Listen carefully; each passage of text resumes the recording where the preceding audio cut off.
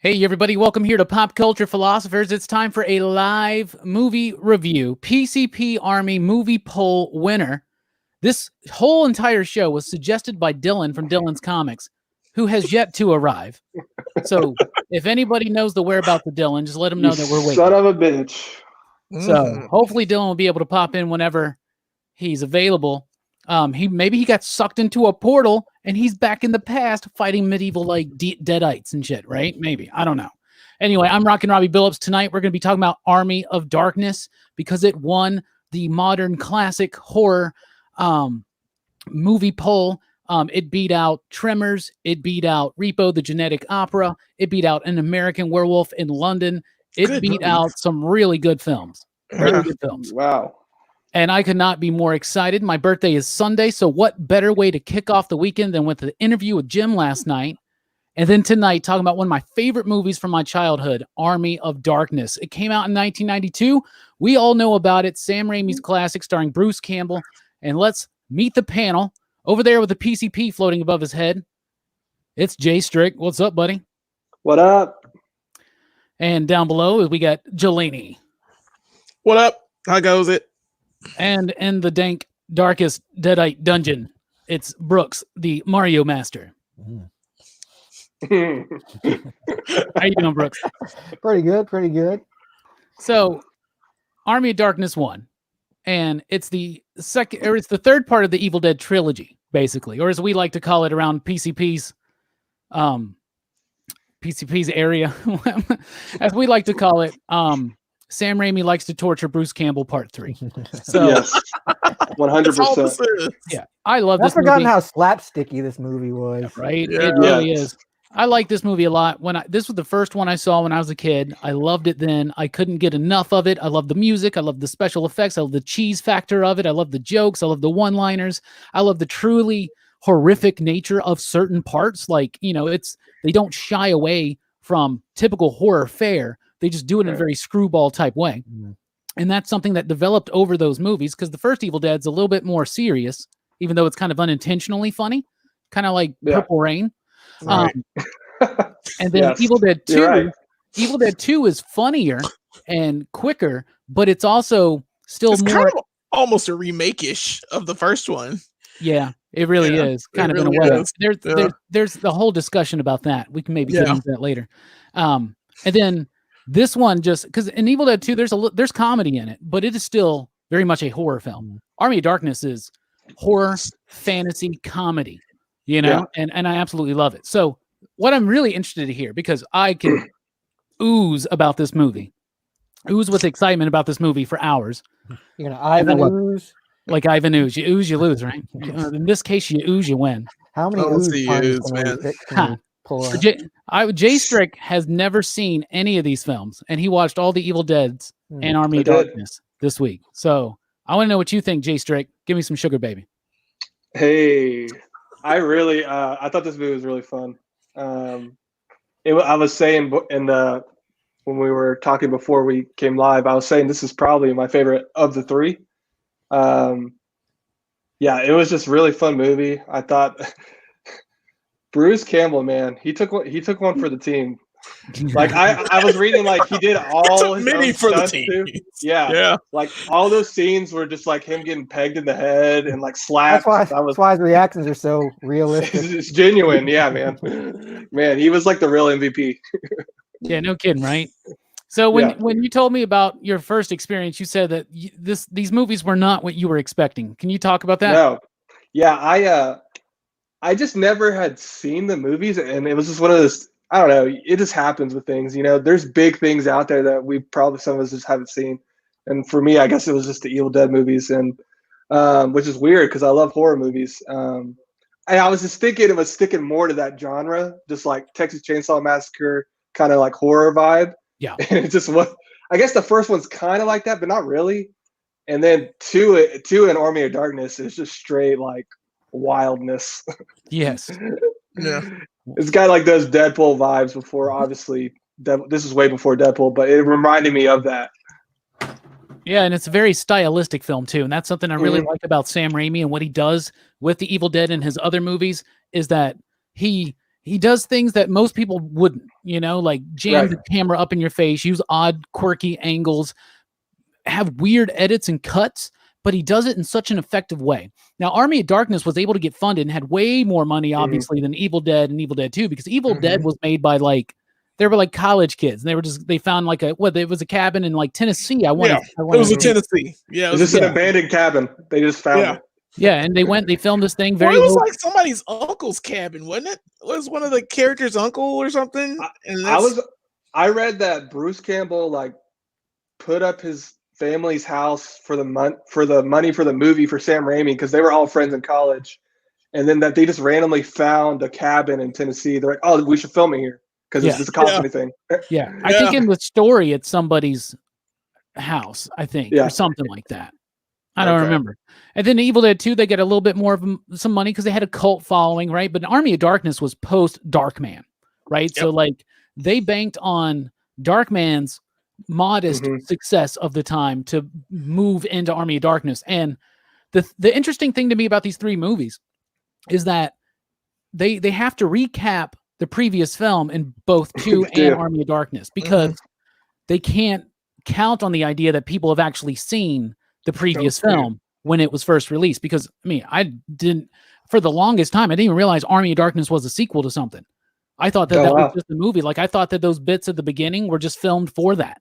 It doesn't have a number in the title, or even the title doesn't even tie into really any of the Evil Dead movies at all. I'll be honest. And when I first, this is how naive and dumb I was back in the day, but I actually thought The Adventures of Briscoe County Jr. was a sequel and partly connected to Army of Darkness. That would be pretty awesome. That would have been awesome. Yeah. But then Briscoe County Jr. was Ash the whole time. Yeah. Right. Hey. But then I found out that, of course, there was Evil Dead and Evil Dead 2, and I actually watched them backwards. I watched Evil Dead 2 next because somebody told me, don't watch Evil Dead 1, it's worthless. It's not important. I don't care. I love Evil Dead. Lies. I think they're all 3 great films, and they all stand on their own, do their own thing, but there is this sense of fun that Sam and the gang have when they made this film. Speaking of fun, what about you, Jelani? What do you think about this film? What were your thoughts when you first saw it? And then did you recapture that magic? Man, okay, let's put it like this. Yes, Army of Darkness was the first of the trilogy I watched as a kid. Okay. So ever since then, first of all, I love this film. I could watch this film any day of the week. It is Bruce Campbell cheese at its finest. It pulls together all 3 films once you watch all of them together. And you're like, oh, I get that now. That came from that film, and it's. I was trying to figure out why there was, when I was a kid, why Ash was in medieval times, why he had a chainsaw hand, why he had a car fall with him. All this dumb stuff was happening in the film, and I was like, I have no clue what this is, but I love it. And you get the cheesy animation. And you get the Deadites that come in too, and you get Beth Davids, and she's like this monster thing towards the end. And I loved every character in it. I love every scene that goes on in that film. It's I don't know how to explain it. It puts a nostalgia beat in me. I'm so glad people picked this film. There were a lot of good films on that list, but I'm so glad Army of Darkness got picked. I was like, yes. And the last time I watched it was like a year ago. So it's not that long ago I saw it before I watched it again. And I could continue to watch it. I could watch it now. Yeah, I'm right there with you. I could watch this almost any time. And it was an interesting way to watch it, was to watch Army of Darkness first, because the movie, it all works and it references the other films. And then when you when you watch those ones and you watch them backwards, it's like unearthing these Easter eggs. And and it really elevated Army of Darkness up for me. Hey, everybody, by the way, we have the man himself backstage.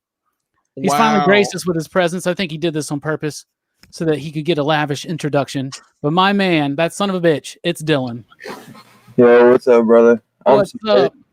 Sorry, I'm late. Oh, you're late? I didn't realize.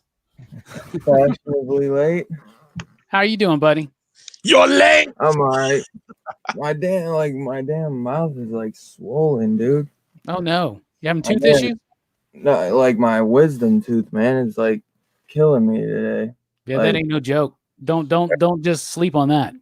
You ought to get them removed. I almost did, man. It was killing. It's like literally, man. Like every time I like close my mouth, it like I don't know. I must have bit down on my gum or something while it was like coming in. But Oh man. I held on to my wisdom teeth like, for a I while. literally set alarms, man, and I still like just kept like dozing off, man. I'm so sorry. I told y'all he was asleep. Yeah. It's all good, man. We're glad you're here. I had a No, feeling. I watched the movie today, man, and dude, I literally this was the first one I saw myself. Like I saw him backwards. It's the best way to do it. Yeah, I mean, I actually probably think it is, to be honest, because if you watch Evil Dead first, some people won't make it on. And Evil Dead was like a censored film back in the day. You know, it was considered a video nasty. It was frowned upon. It was like it's gratuitous and it's just violent and it's just terrible and it's evil and blah blah blah. And it actually helped raise the reputation of that film when VHS came out, and that's why they got into Evil Dead 2, and then of course Army of Darkness. So Brooks, what do you think about I know that this was a movie you loved when you were younger. Yeah. And Dylan, if you don't know everybody, I think you do, but it's Strickland, Jelani, and Brooks, and everybody. This is Dylan. Yes, What up, my sir. guy? I know them all. I don't know if they know me, but I definitely know them all from all the Cool, Dylan. the Yeah. other ones. So Brooks, tell us about your recollections on when you first saw it and how that compares to today. Well, the first time I saw it actually was when you showed it to me, back when we used to live over next to each other and we were neighbors for a while. Yeah. And I Good remember, times, I right? remember, like we watched all of them, like Evil Dead through Army of Darkness, and I remember, like on this latest rewatch, like the effects, the Blu-ray, probably because like the whole Blu-ray thing, but like it's painfully obvious when they're doing like green screen or blue screen shots in this movie. Yeah, because like the quality is just so much more apparent, I guess. But I mean, it doesn't matter really, because the ride is fun regardless of a few things. For sure. And the Ash character, I think, really makes the movie, because him and like a lot of the aspects of his personality that we come to know have actually come from this movie more than the Any other. Yeah. than the Evil Dead ones. But and he's kind of like, he kind of toes the line of being a douchebag sometimes. yes. Oh yeah, for sure. Yeah, he kind of has some of those old school like misogynistic tendencies and stuff like that. Yeah. But He grows into that, because though. it's like you kind of forgive him because deep down he's a good guy and he'll do the right thing in the end. And I love the over the top taking the chainsaw in midair and attaching it to his hand. Oh, that's a great scene. Yeah, they do that in Ash versus the Evil Dead a lot too, and they just make it more and more ridiculous. Like he's diving and he catches it in midair. Yeah, I love that. I love it, and it's a series. It's a film series that made the career of Bruce Campbell. And I mean, I know a lot of people. I mean, he's not been in like super big things, but like everybody in our in nerddom knows who he is. I have mad respect. He was in Congo, bro. He was in Congo. He was in Escape from LA. Escape from LA. Yep. He had them three cameos in Spider-Man. He did. Because Sam Raimi did those, yeah. And Sam Raimi is a visionary director, and I'm really pumped for him on Doctor Strange too. Yeah. In fact, Army of Darkness and Evil Dead proved that he can do this. They're highly stylized like that. Even Drag Me in Hell, like we were talking about before, he has an eye for horror, and he knows what he's doing. And I think the horror brand that he would bring would be perfect for Doctor Strange. Yeah, especially if they go with Nightmare and he's trapped in the multiverse and all this kind of craziness. Yeah. And the strong rumors I'm hearing are Nightmare, dude. And I think Bruce Campbell could pull off Nightmare, because Nightmare is kind of a goofy character. And even if they CG the character, have Bruce still be great. Yeah. And I think that'd be good. I think it'd be really cool. Dylan. Yeah. Why don't you tell us a little bit about when you first saw this movie and how it felt today compared to that? I was watching it though. It was like, I love the set design, but when I first watched this movie, this one's like sometimes it's kind of biased for me because like this one is just like straight nostalgia. I like watched this with my grandfather back when I was little, the one who showed me all the Universal Monster ones. Yeah. And this was like, that's why this was like the first one for me to watch, because he wasn't into all that horror that you know, with all the nudity and all the craziness. Like he just wanted, like, you know what I'm saying? He was a classics guy. So Yeah. this one was one he could sit down with me and, you know, watch and have fun with me. And yeah, when I rewatch it, man, it like, I think it still holds up though, no doubt. The effects, man, like, yeah, they're kind of cheesy, but the set designs are like really good, I think. Like, I don't know, it's got that classic nostalgia, like the wolf in the background, or not the wolf, the moon in the background. The moon, yeah. Yeah, the moon. That was dope. Yeah. The graveyard scene was dope. Oh, that's a total homage to the Universal stuff when he's got the two heads and he goes out there in front of the moon and howls. Yeah. Oh yeah. Yeah, you're right. The set design's great, and it's very apparent in that graveyard scene. Like, there's a lot of meticulous detail, and I thought it was funny that out of all of these movie reviews we do, Brooks is always like, "I don't care about special effects. Y'all pick on it too much."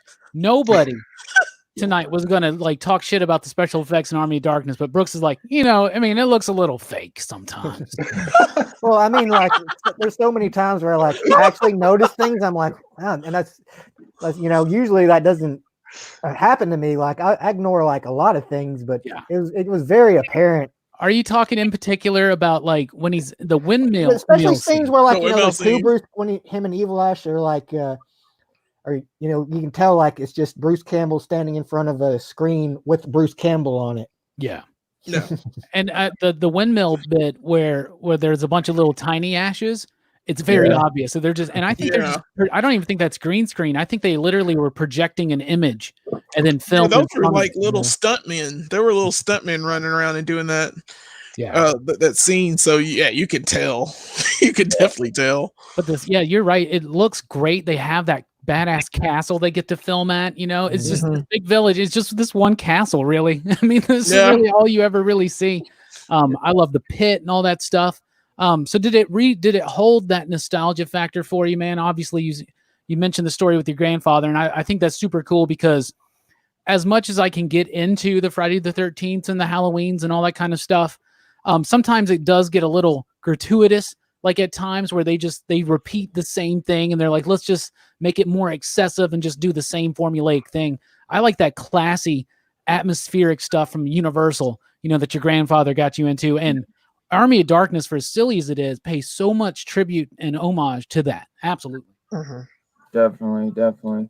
Yeah. I like, you know, if I go back and rewatch Evil Dead and Evil Dead 2, this is still always my favorite because it's just like, I'm like, man, they just did such a twist with it.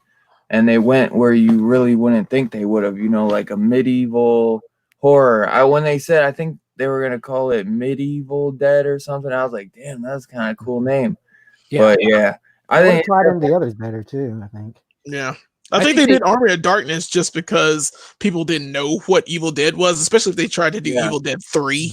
They'd be like, why is this big budget film a third movie? You know, I haven't seen the other two. I'm pretty sure that's exactly the reason why they did it. Plus, just marketing. Yeah, and plus compared to the first two, I mean, this is like a PG-13 movie, honestly. Yeah. Like, not that much gore, you know, like if there's even that much, I think the most it's got a little bit in it, and I mean because mostly they're like clean bare bones skeletons, you know, Harryhausen. Nothing compared to the Evil Dead movies, sir. Not at all. Dude, those are horror. That's where the set designs come in, like you get more money with it from the set designs, because obviously 1 and 2 are just a cabin in the woods, you know.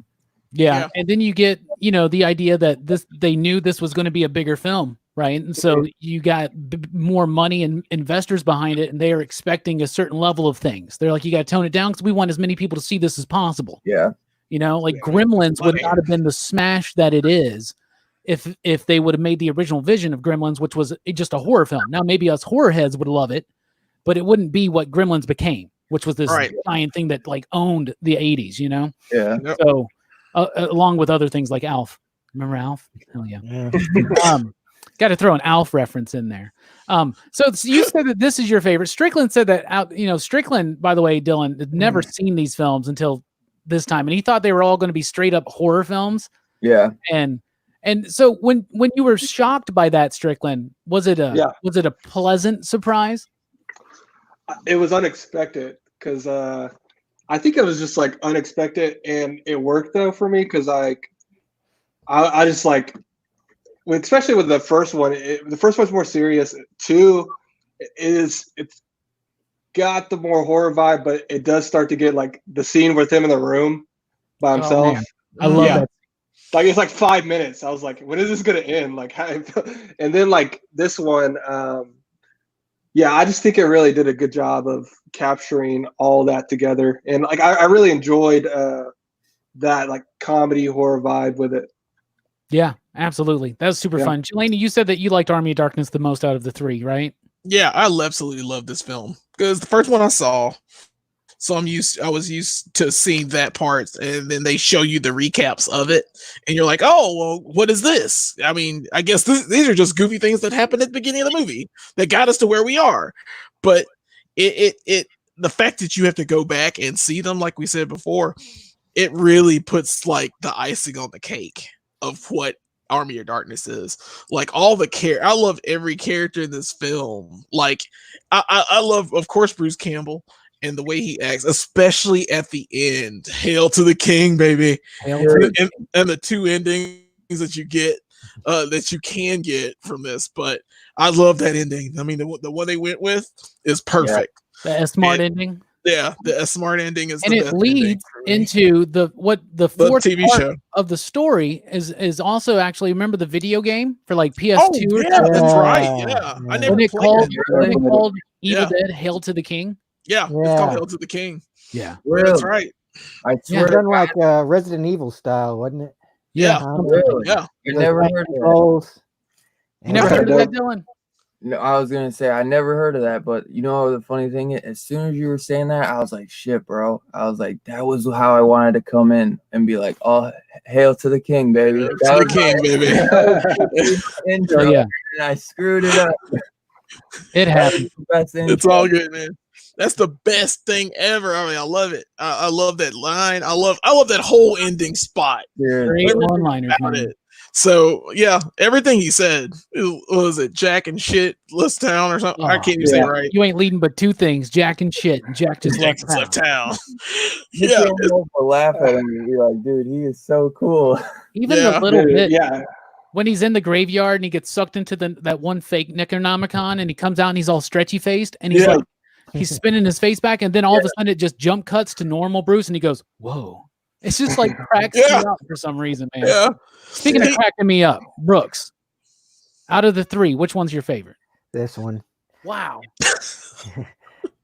Yeah, I know Robbie's favorite is the second one, right? Yeah, my favorite is Evil Dead. He likes Evil Dead too. I like the Evil Dead movies.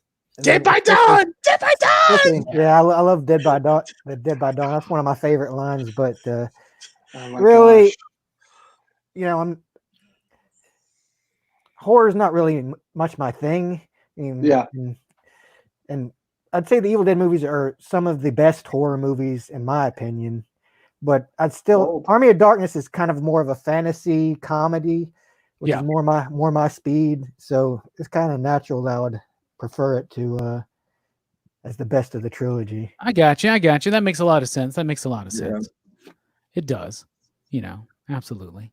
Jelani had mentioned the alternate ending. Anybody ever seen that or is familiar with that, right? Yeah. I think I've seen it. Where he ends up in the future or something? Yeah. Because they homage that in Ash versus the Evil Dead. Oh, did they? Yeah. That's nice. See, because I for a time I had there was a director's cut or some kind of edition of Army of Darkness that I got on Blu-ray. I mean on DVD at one point, and it was like a director's cut or something. And so it had that ending on it, and I like that ending. And for people that don't know, in the alternate ending, the original ending, is it on that? Is the ending on that Blu-ray? It says on the back alternate. Yeah, it's on there. That's cool. That I had no idea. So now I get to watch it because I own it on VHS, and that's probably the one I used to watch growing up. Yeah. And I just probably never noticed because when I watched it with my grandfather, for years I had no idea what the movie was called because he would like, I was just like, oh, like what? I just want to. I would tell my grandpa, I'm like, I want to watch the one with the skeletons and the castle or whatever. But then like years later, I'd watch all the Evil Dead movies, and then I watched the third one. And I'm like, holy shit, this is that movie I always was watching with my grandfather. I was like, I never knew it because, you know what I'm saying? Like, it's Army of Darkness. You wouldn't think, like, oh, this is the, that goes with it. To Army of Darkness. That's a super cool connect to just have and be like, oh, this is that movie. I love it when that happens. Like, that happens with comics to me, and sometimes with albums. It's like, oh, this is that song from blah, blah, blah, blah, blah, and things like that. And I really like that. That's really fun. So the alternate ending, he takes too many of the drops and he sleeps too long and he wakes up and it's like the apocalypse, basically. The dead. All the clock towers. Yeah. And don't you see and so I had the first time I saw it, I had a VHS copy that I have owned every movie in this franchise so many times in so many different formats, like multiple VHSs, multiple DVDs, and multiple Blu-rays at this point. At one point, I had the DVD sets that looked like the Necronomicon. Yeah, you still have that? No, I sold those. Those were man, I sold mine too. I would have held on to that. Even you idiots. Yeah, I got the Blu-ray. Yeah, they were worth so much at that point. I had to unload. Yeah, even the Blu-ray's like pretty hard to get at times, man. It's like $15-$20 Blu-ray for an older movie. Yeah, usually you find those things in the $5 Walmart bin. Yeah. So it was that good a film, though. It's a cult classic. But I did have this DVD. So I had a VHS that had the alternate ending after the credits. So that was cool. And then I got that director's cut or whatever, and it added that ending in, and that was neat. But it also changed certain little things. Like some of the lines were gone. Like the scene when he blows off Evil Lash's face, and he's like, good, bad, I'm the one with the gun. I'm the one with the gun. Yeah. In the director's cut, there was an alternate. There was an alternate take where he goes, I'm not all good. And I'm like, that's not near as why what? So they did all these alternate takes that weren't as good as the ones that they put in the movie. So I'm glad that they got that screwball edition, which kind of recaptured and put it back together. Yeah. Yeah. And it looks fine on Blu-ray. They're not the most highly, because you see all the flaws, man. You see all the flaws in Blu-ray. Yeah, and when we were talking about those special effects, especially in that windmill scene, the one thing that's always bothered me, always bothered me, was when they're opening his mouth. So the one dude jumps in, and they're totally not even touching his mouth or in his area, and it's just so obvious. And I'm like, God, but I'm sure at the time they were like, damn, well, we can't redo it. we gotta move on. We gotta keep going. He's got a very guerrilla style of filmmaking. Sam Raimi does. It's kind of frantic. It's almost like Robert Rodriguez, where it's it feels like they just got one camera and they're just doing it, and they're kind of coming. Do you remember when we used to make those movies, Brooks and Jelani, and there was no plan really, and we just kind of frantically put it together with interesting angles and all? I feel like that's what Sam and them do. I don't know, man. That's what I feel. We're gonna be dipping. Oh yeah, we're gonna be dipping into the chat here in a little bit. So get your thoughts in about Army of Darkness, because this is a live cooperative movie review. So let us know your thoughts and recollections on it. We'll be getting to those and displaying them out on the screen here momentarily. Let's talk about Bruce Campbell. Jay Strick, how much, since you had never seen these films, were you familiar with Bruce Campbell? Obviously from Spider-Man films or something. Was that what you knew him for? For those who don't know, I work with Robbie at the comic book store he works at. It's like everyone comes in and talks about Ash versus Evil Dead and Evil Dead movies. So I knew him in this role was iconic. I just never seen the movies. Yeah. But him in this, he said, I know he hasn't done a lot of their other movies or a lot of other things really. I know he's gotten to a lot of producing since after Army of Darkness. But it's such an iconic role, man. He could have just retired from everything and been like, man, that was my claim to fame, and I'm just gonna rock with it. Well, I know Sam, he does a lot of cons too. Yes, right? I met him at a con. Me and Holshu met him, and super cool guy. He insulted us. He insulted the way we were dressed, and it was great. Screwheads. You know, he called us scrubs or schlubby. He called us schlubs. He called us schlubs, I think. I can see that. We were in line to Kinda meet him. schlubby. We were in line to meet him, and he was wearing this like black and purple suit. And John was talking to him, and I wasn't actually paying to get a signature or anything, and I was trying to stand back, but the dude was like, "No, you can go up there with your friend." I was like, "Cool." So I just went up there, and he's looking at us, and I was like, "Hey, man, I love that snazzy ass suit." And he goes, "Yeah, it is a snazzy suit. Look at you two, you schlubs. You come to meet your idol, and you can't even wear a tie." And I was like, "John, Bruce Campbell just talked shit to us." It's like one of the greatest moments of my life. And then we got to hang out with Henry Winkler for a little bit that same day. That was cool. But then Dean Cain was like, "Hey guys, come over and chat with me." And we were like, "Yeah, Dean Cain," because he had nobody. Was that because he's Dean Cain? But Dean Cain was like, "Hey guys, come on over." Because I was looking at him, I was like, "That's Dean Cain." He's like, "Come on over, come on." And then his handler's like, "No, you guys can't go. We got other things to do." I'm like, "Well, apparently not."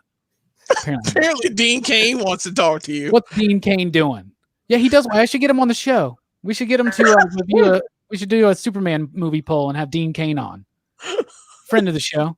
No. That's right. John hates Dean Cain now because of it. And I was like, it's not Dean Cain, it's his handler. However, Henry Winkler was like the best granddad you never had. You know what I'm saying? Hey. Like, you know, Henry Winkler was super, super cool and funny and goofy. And we just thought he was hanging out with us. He was like, "Yeah, let's take a photo. Let's take a photo." And we took a photo. And then seriously, this dude's like, goes up to John. He's like, "That'd be $25." Oh my gosh. But it was fun. It was great. I hate I was at that same con and missed him. I always think of Henry Winkler more as Barry the attorney from Arrested Development now than I do the Fonz. I know, right? Worst fucking attorneys. I had the best night last night. I met a woman who had 2 professions. I was thinking of Henry Winkler covered in bees from Little Nicky. Yeah, right. Oh yeah, that's right. Yeah. Or the coach in Waterboy. Yeah. It sucks. Yeah, it really sucks. He was in Parks and Rec too. Yeah. Yes, he was. He was John Ralphio's father. Yep. He was the principal in Scream. Either of you guys, we're getting off just a second. Either of you guys see the Parks and Rec reunion yet? I did. It was awesome. Yeah, Brooks is on YouTube. You can watch it. Yeah, it's on YouTube. It's free, man. Yeah, it's free. You can watch it on YouTube. It's good. So Bruce Campbell, tell us about him, Jelani. Like, is this your first introduction to Bruce Campbell? What else do you think of his career? And by the way, Strickland, a good follow-up movie for this, if you like the pace and the jive of this movie, watch a movie called My Name is Bruce. I love that. Oh, yeah, It is good. I watched that a couple weeks ago. That movie's I ridiculous. Like Yeah. He's so ridiculous. This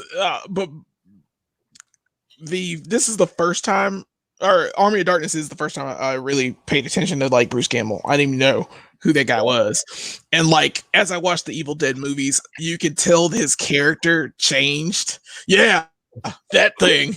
Yeah. Oh, Bubba Hotep, by the way. Yeah. Bubba Hotep. Yes. I've never seen, but I've heard is really good. I love Bubba Hotep. That's a Don Coscarelli film. He's the guy that did Phantasm and Beastmaster. Hell yeah, man. Yeah, it was awesome. It's Bruce Campbell, and he's basically Elvis Presley. Like Elvis Presley never really died. He faked his death, and then the guy that took his place was the one that died on the toilet. Yeah. So he's stuck in a nursing home with what's his name? Ozzy Davis. JFK. And Ozzy Davis thinks that he's JFK. Like he thinks he's JFK in his mind. And like there's this monster that's this mummy that's like killing people. And it's a cowboy mummy. It's a cowboy mummy that's killing these people. So like they team up to like try and stop the mummy from killing the old people in the old folks home. It's awesome. But yeah, Bruce Campbell is a man of many faces. He does a lot of work. He's a lot of things.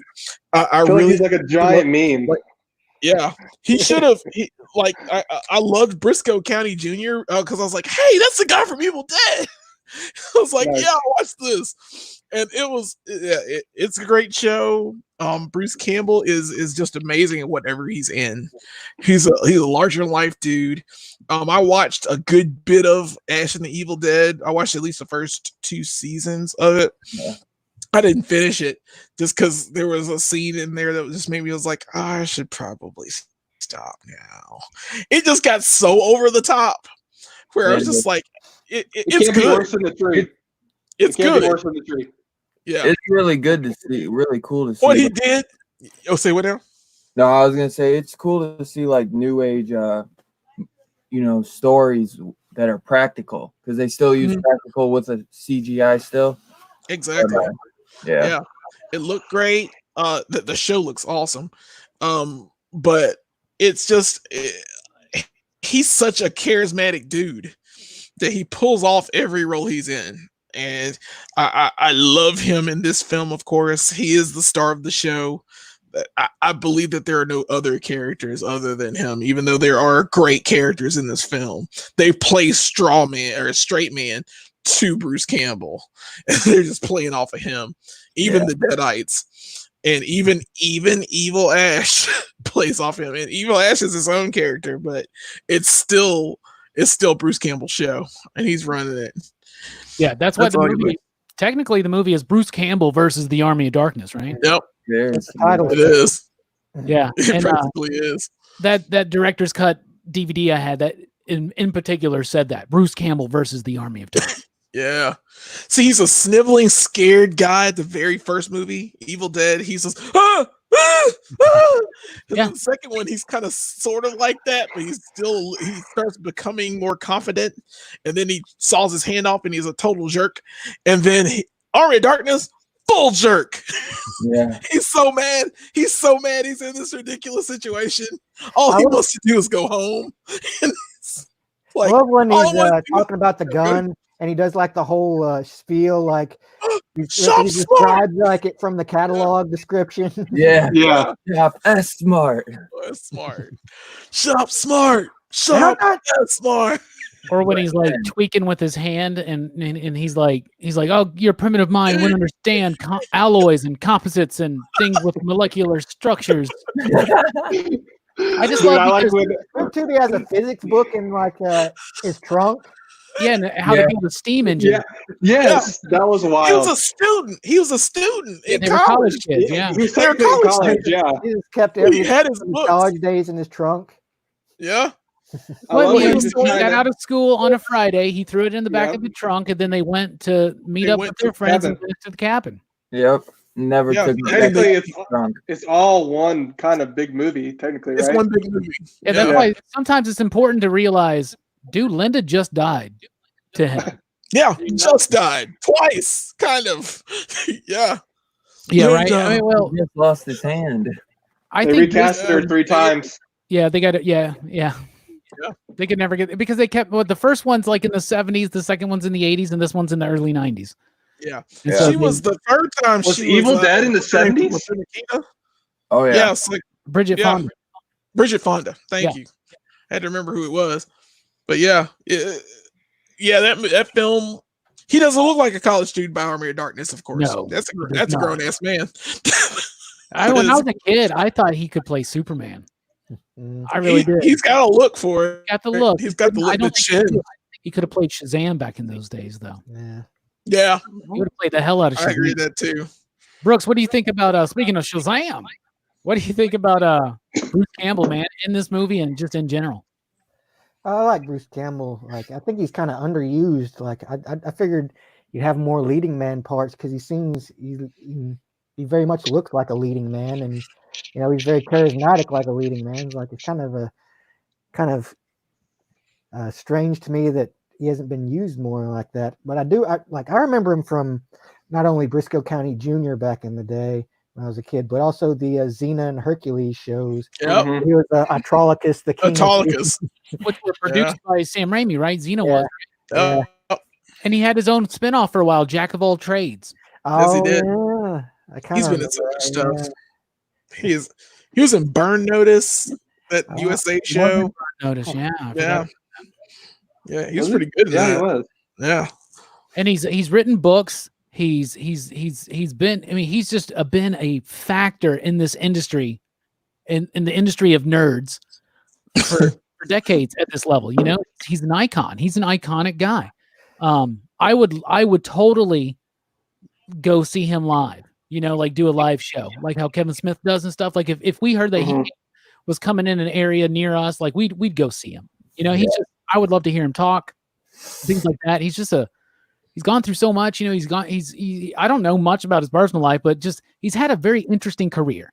And I'm certain that at a point that, I'm surprised, Brooks, too, that he's never really quite made the jump into doing more stuff. Because he's well known, but he's also obscure at the same time. It's kind of weird. Yeah, it is. Really it's a little weird. It is. He stayed in that like cult classic niche.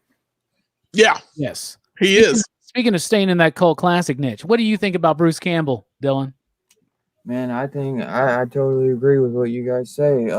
I've always enjoyed almost everything he's ever done. I haven't seen everything he's done, but you know, all the Evil Deads, the Spider-Man, you know, cameos. I'm trying to think what else I've seen. The Bubba Hotep, I just watched that a couple weekends ago. The I Am Bruce. It's he like him. I would rather see him all day than I love Kevin Smith too, but I would rather see a stand-up Bruce Campbell than Kevin Smith. Kevin Smith, you'd be like, dude, just shut up, bro. But Bruce Campbell, you would be like so interested in what he's saying. I feel like where that would be perfect, man. You just got Bruce Campbell, if you're listening, man, listen to my boy Robbie. Get you a few extra dollars in them pockets. That's right. Yeah, and we'll host it. Hell yeah, we'll do it. We can set you up with the venue. Yeah. We'll do it. Hell yeah. But yeah, I love Bruce Campbell, man. Just to say the least.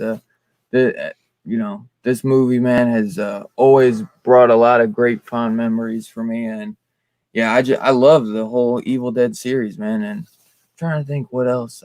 There's one other movie. Well, I was rewatching the Ash versus Evil Dead, and I think it's phenomenal. I think I'm right there with Jelani, where I didn't watch all of season 3. The first 2 seasons were really good. Then, you know, kind of goes a little wild on season 3, but I will watch it eventually. But it's a good show, man. It's definitely. I honestly kind of get bummed out to watch season 3 because I'm like, damn, you know it's gonna end. Right. And I wish it would have stayed because it honestly was really good. And you know, to see that, you know, practical effects used in the two, when all we get is the CGI and the jump scares, and you know, it's Evil Dead, but with so much more gore. Like you're seeing it, and like he just saws through somebody, and he's covered in blood. Yeah, like that show doesn't hold back, and it goes all out with the. It goes all out, man. Yeah, it does. And you're like, darkness, man. I know when I would see that, I'm like, holy crap, this is awesome. I'm like, why don't we get more of this? It was a bummer, man, that I was on it a little too late because I wish it would have went to like 5 seasons or something, you know, 5 or 6. Like it deserves. The finale kind of left it open ended where they could have picked up like for another season. Seriously. 6 seasons in a movie. Well, they keep talking about doing another. They're always talking about doing another Evil Dead movie. Evil Dead 4. They're always talking about it. Always. They're still talking about it. Still talking about it. Yeah, I saw something about them combining the 2013 Evil Dead movie with like everything that Ash has done. Yeah, it's something. Somehow they're connected or something like that. Yeah, that would be good. That'd be good. I was okay with that movie, the remake. Yeah, it was all right. They tried to go straight up horror with that one. Right. Yep, with no comedy. That one, it wasn't bad, but it wasn't. It's not what we're used to. You know, that was, you know, a junkie, heroin addict or something that ends up in the camp. It was crazy as hell. Like he rips her arm off, and I'm like, holy. I was like, but yeah, it's without Ash, man, it's a totally different movie. You know, without Bruce Campbell, it's not. I don't know. It's not Evil Dead without Bruce Campbell. I feel like it's just. I would definitely say that Bruce Campbell's personality influenced the tone of the movies going forward. You know, I'm pretty sure that, you know, the camaraderie that he had. Who was the producer of this film? Like Tappert or something like that? Ralph Tappert. Yeah, Ralph Tappert. He married Lucy Lawless, I think. Ah, see, there you go. From New Zealand. And you can tell they're just having fun. They did the Xena film, the Xena show together. One of my favorite things about this film is that even though Bruce Campbell is playing to the camera. He's cheesing it up. He's hamming it up. He's got a ham and cheese sandwich, just throwing it at the camera, basically. Yep. But every other actor in this movie is fully committed, almost to the point where today, when I was rewatching it, I thought, do they even know the kind of movie that they're making right now? Because I don't think they did. Like, and they are playing like straight up period piece. Like, you can have my steel, preserve the book and all that, except for the guy that played like the Merlin character or whatever. Like, he seemed to be in on the joke. I love that moment when the woman gets possessed and Ash has to stop her, and he like does that thing right there. And then the dude immediately just like walks right into frame. He's like, we must have the Necronomicon to start. He just like comes to the exposition machine, Will thou save us all? Will thou save us? And I'm like, so let's talk about these other let's talk about these other characters in the movie. My favorite, and let's see if we can get everybody to spotlight a different one. But I'll start. I'll go. I love Henry. I love that dude that plays Henry. The dude Henry from the other gang, the other knights. The guy. That he's one of Henry's men. Oh, okay, the one that's gonna get hung up. Henry the Red. Yeah, right.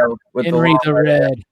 I just like him. I don't know. He's in there for just a little bit, but his presence is there, and he captures it, and it's great. And he's got a better haircut than Arthur.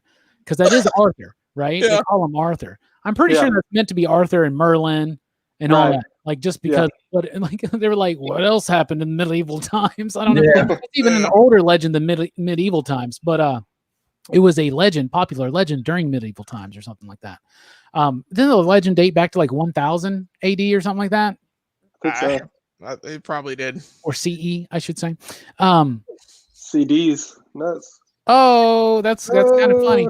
It's kind of fun. Hey, these nuts, What about you? Let's go to Brooks next. Brooks, what's another character that you want to highlight? I love the skeletons. Yeah, nice. The skeletons crack me up, especially the "let's get the hell out of here" skeletons.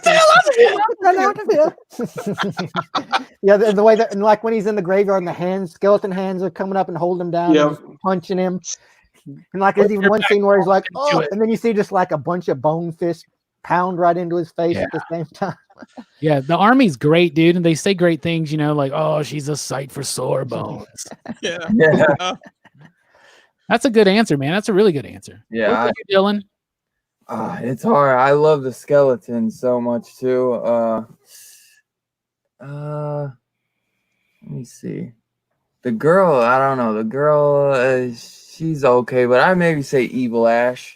Evil Ash. That's what I was waiting for. That's like, someone's got to say Evil Ash. Evil Ash is dope.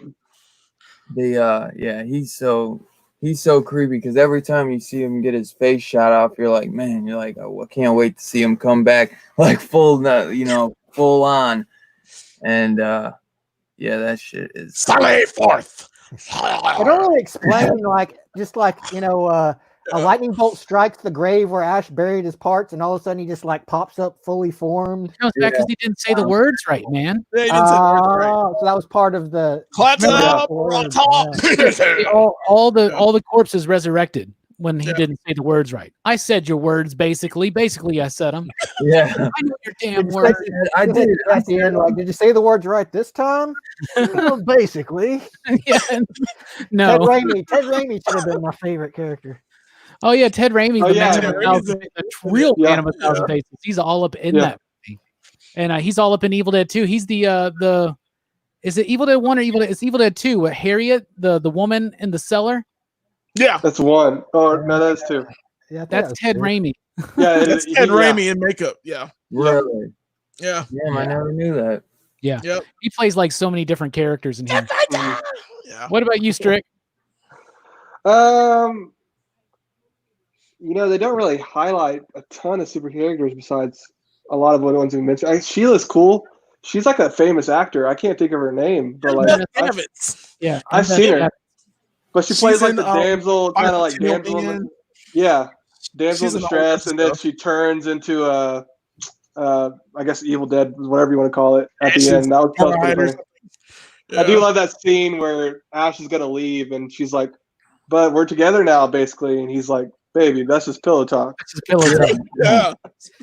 She kind of like I was like, savage. He's so mean to her. He's so savage, dude. Yeah, he is. I was like, she's beautiful. Like, where are you going back to? How did they? And here's the thing.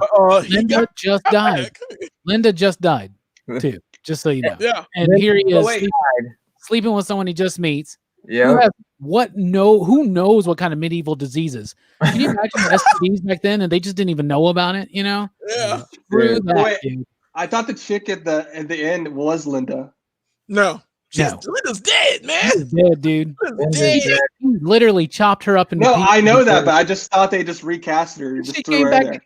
That's why I love She Evil came Dead back and 2. danced. And Evil Dead 2, that scene where she's like, it's so creepy. It's genuinely It creepy. is. It's not just the setting that's creepy. It's genuinely creepy at times. Yeah, And tragic.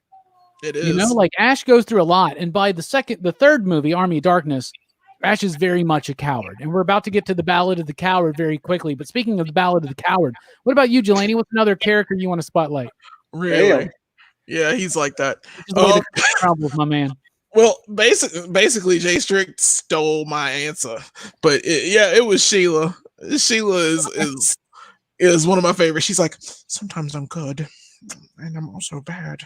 Yeah. And I like her. I don't know why. She just played that character so well. Fully committed to that role, man. Like if yeah. this was going to be some kind of like Oscar-worthy role. Yeah. She was in it to win it. And I was like, dang. You know, because everybody in medieval times, they were just basically Shakespeare. And they didn't know that there was a Bruce Campbell that Ash was going to come and like fall from the sky and totally upend their lives. I mean, he was the chosen one, because you remember in Evil Dead 2 that when they're looking through the Necronomicon, they see the image of him. yeah. Yeah, The chainsaw hit, yeah. So I mean, I like all the characters in the film. I mean, everybody played their role fairly well, but they are basically, like I said before, the straight man to Bruce Campbell. That's all they're ever being, and he played off of everyone so well. There are two characters I'm shocked that nobody mentioned. One is Arthur. And I think it's because of his haircut. He's all right. He's got a bowl cut. That red hair and blue eyes. He was just kind of a bitch. Yeah, and he's just kind of boring. He's kind of boring because he's meant to be the character that you don't like him because he doesn't like Ash, you know? Yeah. The other Pretty character is the woman that comes up towards the beginning when they're lining them up to the pits, and she says something like, throw them in with the filthy sons of whores, and then she takes that bite of the bread. Yeah. I love I that. forgot about her. Yeah. Yeah. I love that. I love that character for some reason. Savage. Yeah, and I love this movie does have some great moments, especially with the sound effects. The moment when the woman gets possessed, you know, and is like floating there. That's a great scene. It had some great audio. When he's cutting up Evil Ash and he screams and it's like, whoa! It's like this warped, stretched electronic kind of scream. It's really effective. I like that. I just always love that bit. So let's talk about what this movie means as far as the hero's journey, because Ash's hero's journey starts in Evil Dead and then goes into Evil Dead 2, and Evil Dead 2 is kind of a remake, but it's also kind of not. I think it's just basically, you can view the first 15, 20 minutes of Evil Dead 2 as a retelling of Evil Dead, but without the other people. That's what it is. It's just him and Linda. Right. But you can track the one path, and Ash starts out, he's a coward. He's a coward. He becomes a little bit of a bully and full of himself in Army of Darkness because now he feels in a position where he's better than somebody. You know what I'm saying? Because he calls everybody primitive. Smarter. Yeah, he's primitive. Yeah. And he's not smart. You know what I'm saying? He doesn't understand molecular structures and all that kind of stuff. Right? It's really weird, though, that he does know how to do all this stuff because of 2 textbooks that he has in his trunk. Hey, man. That's all you need. And he makes the car work, and that car that's in every damn Sam Raimi film. Yep. You know this. It's Uncle Ben's car, man. It's Uncle Ben's car. My man was straight pimping when he had the grapes in his mouth. First you want to kill me, now you want to kiss me. Oh, kiss me. Blow. Hey, she was whooping his ass in the beginning, twisting her hair. Yeah, she was. Rock. Yeah. You killed my brother. He's full of himself because he thinks he's better than them, right? And then he never is on board. He's not heroic. He's a coward. Not Look at at all. all of these movies, and in all the movies, he does the cowardly thing. He leaves people behind. They really play this up in My Name is Bruce, Strickland, as if this is actually a character trait of Bruce Campbell. Yeah. There's a moment where he in that movie where he's literally him and a bunch of people are running away from a monster, and he's literally shooting behind them, not looking, and shooting other people. Oh my God. The kind of guy that Bruce Campbell is playing as Ash. He's a coward, but he does eventually warm. It's almost like if you really want to get deep, you could be like, after what happened with Linda, he's not that way in the beginning of Evil Dead and Evil Dead 2. He is a good boyfriend. He's funny. He's charming. What he went through, like, whoa, right? First of all, he's freaked out. He doesn't want anything to do with this, right? Yeah. And also, he's now having to build up that wall, right? But it melts because of Embeth David's character getting kidnapped, and just he's got sympathy and empathy for these people, right? And it takes a while for it to come out, but it does. Yeah. So maybe his exposure to the Evil Dead actually kind of brought out the worst in him in a way. Well, yeah, because he actually had that evil grow inside of him. And what does that do to his psyche? Now, these movies aren't meant to be deep, but maybe it's there to dig into. What does it say about yourself when an evil version of you comes out and you are laid witness to what you are capable of and what that could do after that kind of tragedy, right? Brooks, elaborate on that. What do you think about that? Well, I mean, there's definitely some like aspects to Ash's personality that are kind of, I guess you could say, evil in a way. He's very callous about a lot of things. Like when the woman that, he's having the romantic entanglement with, she's possessed, and she comes at him and she's like, don't you want me or something? He's like, lady, you just got a lot of uglier, and he pushes her off of a wall or something. I'm like, geez, dude, that's like the woman you're supposed to be like in love with or whatever. Yeah. And like, you just don't give a shit. It's like, oh, she's possessed by the evil dead. She's dead. And the cowardice, he kind of displays, he's brave when, he's got the shotgun and, when he's got the upper hand, but, otherwise he's just running scared for the most part. Half-asses things with as serious as he kind of stumbles into victory in a way. Yeah. Right? Why would you not remember them damn words? First of all, they come from a movie. Day the Earth Stood Still, but he's just write it down too. Write it down. That's what I've always said. How are they going to write it down? How are they going to write it down? He's got a He's got full of things. I'm sure there's a notebook. Is inked in blood. Like, Merlin, you couldn't have written it down for me, you asshole. Exactly. Yeah. That important. Exactly. He had to take it was like at least a 2-day trip to the book, 2 or 3 day trip. So it's like, who the hell's gonna remember that shit? Like it's a great scene. Say the words. Say the words again. It's classic. I remember them. All right, I remember your stupid fancy words. What do you think about Ash's journey, Jelani? Man, it's great. I don't care. He will leave you in a desert to die. Anywhere. He doesn't care. And he'll steal your water. Yeah, and he'll steal your water. And make sure of it. Ash is the quintessential coward. You're right. He feels like he is number one. Is totally selfish motivations.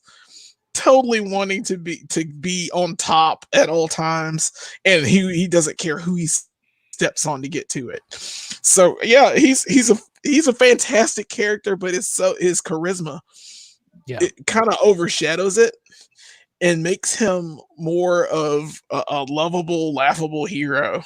I still think he's a hero in a lot of different ways. So it's reluctant because he's like, I don't want to do this. I just want to go home. And that's how he feels that whole movie. It's actually a clever thing that Sam Raimi and Bruce Campbell can do that, that they can have this character who displays these very cowardly acts, very selfish acts, very to the detriment of other people, right? Yeah. This apathy to the situation. But he still can be viewed as a hero. He's viewed as likable. He's funny. It's those one-liners. They pop, they work. And he actually does show some growth. Yeah, he does. Even though he still doesn't take it quite as seriously because he still hasn't said the words right. Yeah. He's the one that brought the army. He brought him back. Yeah, 100%. With him. So yeah, that's how it goes. What do you think about the journey of the hero Ash, Strickland? Yeah, I think I kind of think more in the sense like he's not like it's more like anti-hero vibe, because from Evil Dead, like Evil Dead 1, he seems like a pretty decent dude. Like he seems like he loves Linda, like he gets her the necklace and all that, and like That 2, like he tries to save her, and then 3, he's just like a straight savage. Like he does not care about anything. They like had to convince him to stay, and he wasn't even gonna stay in the Army of Darkness, you know. So Yeah. I kind of lean towards more of like, and I think I kind of like, maybe that part's open for interpretation. Maybe that's what it's meant to be, but I kind of like it more in the sense of like he's not like a good guy. Yeah. It almost feels more realistic in a way, doesn't it? Yeah, 100%. Because let's be honest, how would we really act in a cabin where all this shit happens? Yeah. I'd act a fool. I'd probably been dead by now. You were there that time. I've been dead first. We were watching the Super Bowl at our friend's house that one night. We had a bunch of people over. There was this weird noise from the kitchen. I thought something crazy was about to happen, like an explosion. You remember that? I ran the fuck out of the house. So. Yeah, you did. Yes, you did. Everybody else stayed in. I just got up and I ran the fuck out of the house. Asses and elbows. You remember when I got bit by the dog? Yes. I got bit by a dog. Jelani and James, our homie, go out there, and Alicia's out there, and they're all out there trying to fight off these dogs. I get bit. I pull myself off this damn pit bull, and I run into the house, and I hold my head out the door and go, "Y'all run! I got bit. Y'all run! What's wrong with you?" I'm telling and you. And James yelled at that dog like it was like a dog. Yeah, it was great.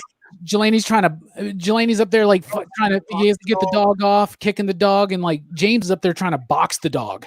You know, Yeah. I'm not even kidding. He got the crotch of his jeans ripped open.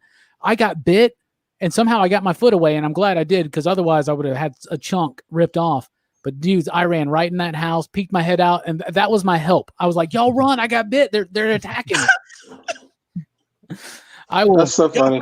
Dogs, when shit goes down, I will get the hell out of there, man. I'm not even kidding. You're our Ash. Yeah. I guess so, right? Hey, he gave I told you, I was like, dude, I don't know why they're still out there trying to fight these dogs. They better get in the house. But let this girl out there and everything. What really happened? Well, me and her had not started dating yet. It was cute though. That was a cute time. Yeah, she like took care of She took care of you and everything. That was special. We had to get the cops called, and then like the cops were like, "Well, you know, we're gonna have to put the dogs down if you file a police report." And I'm like, oh. Well, then I didn't, because I don't want the dog. It wasn't the dog's fault that they got shitty owners. They were my neighbors, and they were absolute meth heads. I don't know what the hell was going on there. They were on some kind of something. And they were doing, when we first met the dude, when we first met this dude, he's all like, "Yeah, man, it seems like you guys are really cool." He's like this, he was probably like 15 years older, 15, 20 years older, but he had like long blonde hair, like cut off right here. So it was like, it looked weird. It looked like I don't know what era this dude came from. He's like, "Yeah, dudes, you guys seem like you're really cool dudes, and you like to hang out and chill. You guys should always come over to my house sometimes, man. I got a fun pad, you know. We got this, you know. We drink, we smoke, we do this. I got a sex swing over here." And I'm like, "What? What? He was there. He's like, "Look at the window." He goes, "Yeah, you can see it from my window right there." I'm like, "Oh my god, he's not kidding. He's got a sex swing." And he just used that as a way to like get us over to his house to hang out. He just calmly slipped that in there. Sex swing. Hell no. You could see it. You think his living room is just a sex dungeon? Get girls up there, you know. You should come over sometime, man. You know, snort some coke, have some girls over, and I got a sex swing. What? You can use it anytime you want. No, thank you, dude. 2 months later, this asshole's dog bites the shit out of my leg. I still got scars. Luckily, nothing happened to Jelani and James and Alicia. I'd have been mad as hell. Those are some good khakis I was wearing. That dog bit the hell out of me. Anyway, what do you think about Ash and his character, Dylan, and his art?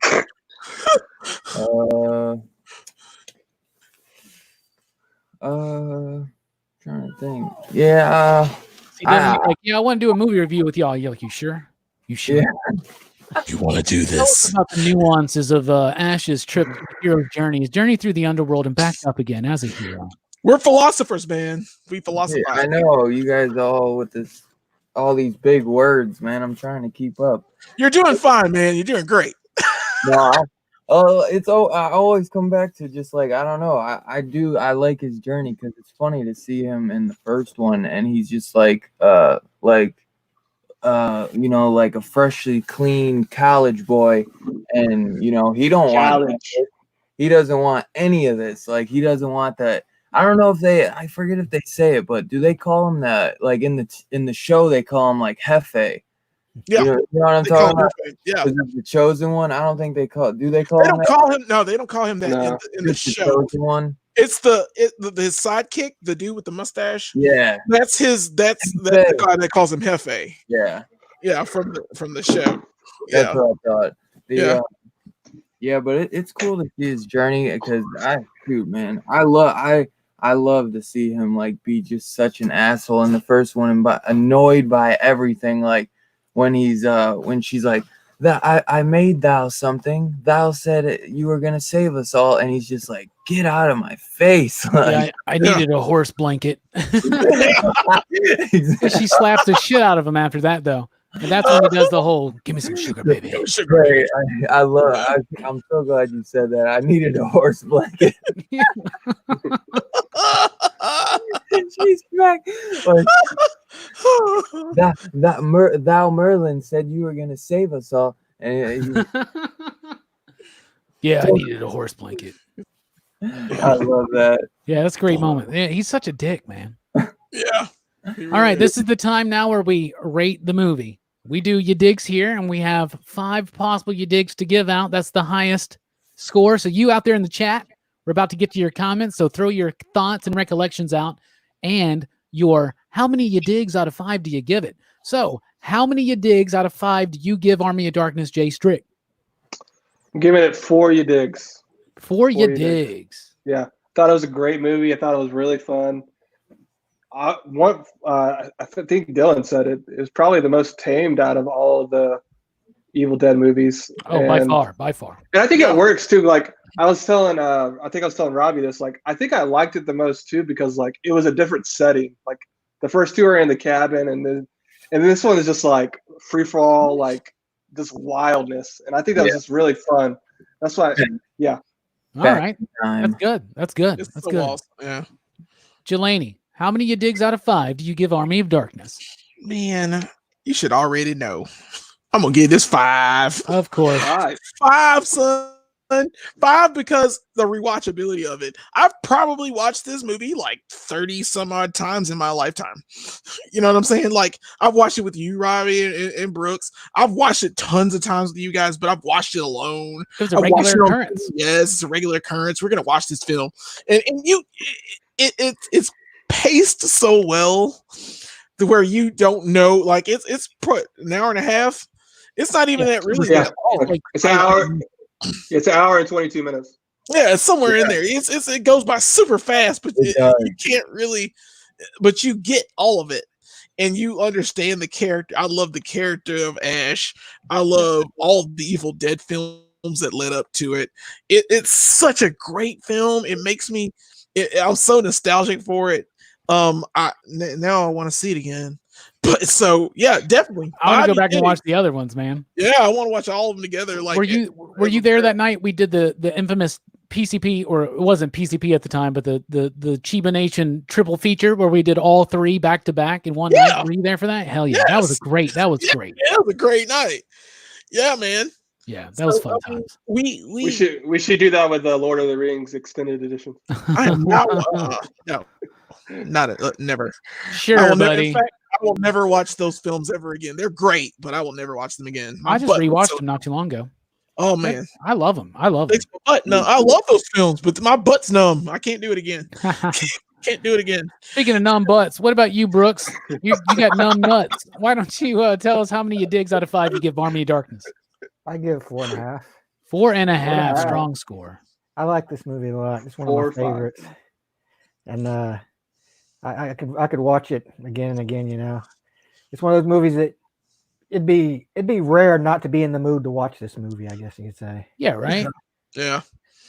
Yeah, like maybe like I don't know. Even if I was going through the most tragic of situations and somebody had Army of Darkness on, I'd probably be like, or like if I was flipping through the channels and Army of Darkness was on, I'd probably stop, just watch it.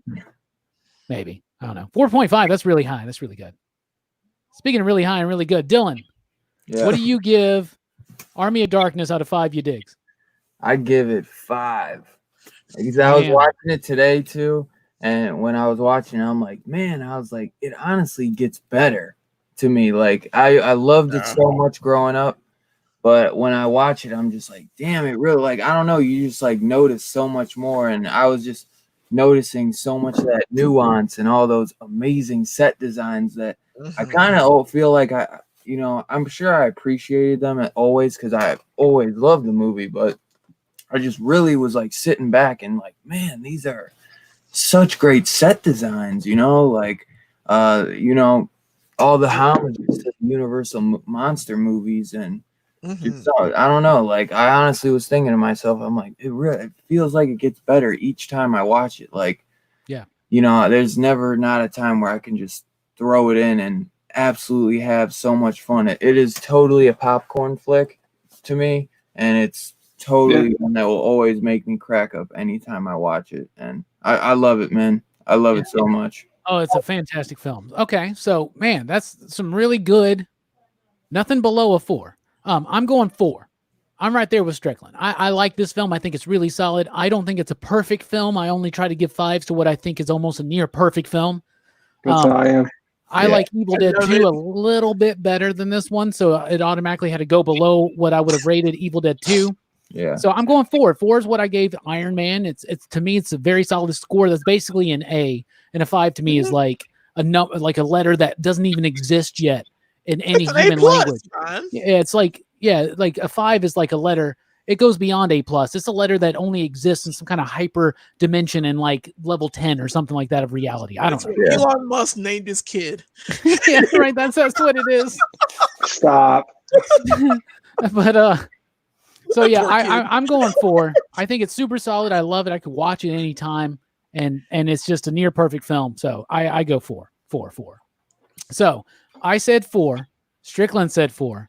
Jelani said 5, and Dylan said 5, and Brooks said 4.5. That makes an average of 4.5, which means, and I hate to say it, but Brooks is right. That means Brooks is right. We got a 4.5 average PCP rating here.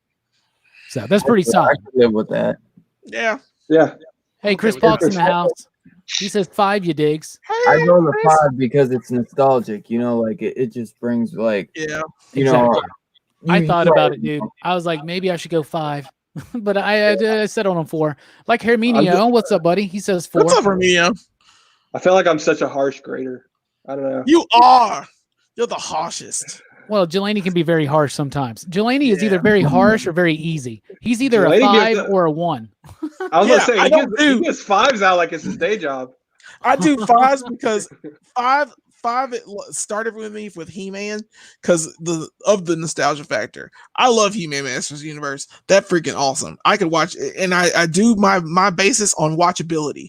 If I can watch it more than once, then I grade it that way. Yeah. So so it's gonna be a 5 or 1. It's hard nowadays. You watch a lot of movies too, and you're like, I watched this once and you're done for life. But there's so many of these classics where I've watched them so many times over the years. Yeah, rewatchability does play really heavy in it. Chris says 4 you digs, and Evil Dead 2 would be 5 you digs for sure. And Perry's in the house lurking around. Sup, Perry? As he does. So now let's get to some of the comments. Let's see here. Yeah, there were some funny ones. Yeah. Look at that, Dylan. Hey! I saw something about the sex swing. Unstoppable says, I've never seen the original Evil Dead or the sequel. I've only seen Army of Darkness, Evil Dead 2013, and Ash versus the Evil Dead 1 and 2. Okay. I hope Ash becomes a Mortal Kombat DLC to character. Yeah. That would be awesome. Yeah. Ripping dudes up with that chainsaw. When Dylan was running a little bit late, Dedora was like, oh Lord, finally a movie that I like. Apparently Dedora not a fan of Johnny Dangerously. Not at all. No. Sam Fett says, I remember seeing this in the theater when it came out. The whole place was laughing big time. It's a great movie, but nothing like the first two. Gotta love the Evil Dead movies. That's true. They're good. Yeah, I gotta love them. Jay Strick looks I'm like gonna hate TJ him. Miller. We've gotten this before. We've gotten That's this so before. weird. You I don't got know Isn't TJ Miller? dude. Is it? He's white. Yeah, he is white. Yeah. He was in Deadpool. He's in Deadpool. yeah. Yeah. Didn't he get kicked out of Deadpool for some He bad got things? kicked out. Yeah. Yep. I think he got Me Too'd or something. Strickland, I aren't don't you know. half white though? I don't like to talk about it. Well, just cut him some slack. Why are you hating on his ethnicity? I'm not. I'm just saying he's like, Hey Tom. Hey Tom. I'm at least half white. trust me, I wish I wasn't just all white. Trust me. He looks like here. I'm basically black. Don't even. I don't know about that.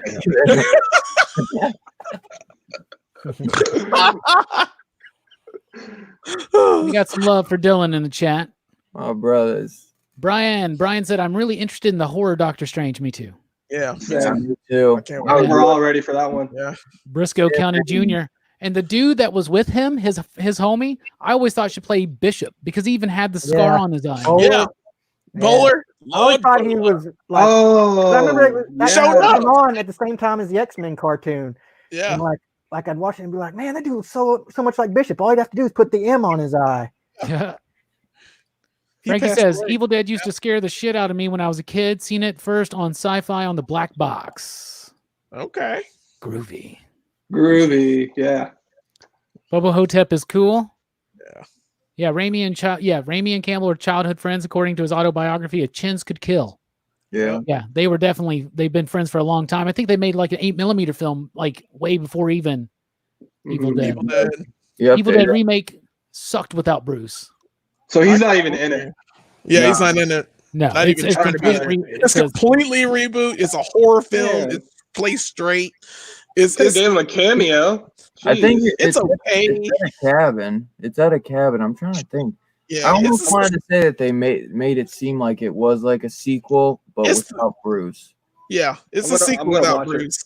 like later I still on. watch Another I've seen it. instance of the Evil Dead coming into the world. Yeah. Just it's no Bruce Campbell.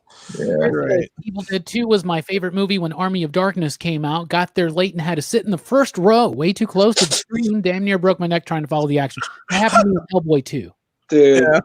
And I Yeah. hated it because of Dude, that. I had to see Wolf Golden of Wall Army. Street in the front row. Wolf of Wall Street. That 3 Dude, that's a long ass movie. hour movie. I was like, oh.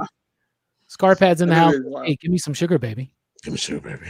How about all the video games these Evil Dead movies spawned? Fistful of Boomstick on PlayStation was awesome. That Fistful of Right. Boomstick was the one on PlayStation. On PlayStation. And then there was the PlayStation 2 one, which was Hail to the King, right? Or maybe Yeah. it was Dreamcast that was on. Was it Dreamcast? Maybe it was. I don't know. It's I something. remember I had a Dreamcast and we used to play games on it a bit. It would have been around that era. I remember. Dreamcast Yeah. was awesome. Dreamcast was awesome. We loved it. Scarpad says, I learned drinking a full kettle of scalding water is bad. Yeah, me too. Yeah, true Yeah. story. It kills the little guys inside of you, so sometimes you gotta do it. It doesn't kill them. It just grows them. They're like gremlins or something. That do grow details. right out of you. I love all the Three Stooges slapstick, and Ash totally reminds me of a Moe character. Think he's way smarter than he is when he should be in charge. He even calls somebody Spinach Chin, huh? Yes, there's a very heavy influence Oh, from the Three Three Stooges, admittedly by Raimi and Campbell, I believe. Dun-dun-dun-dun-dun. What's up, Absolute Venom?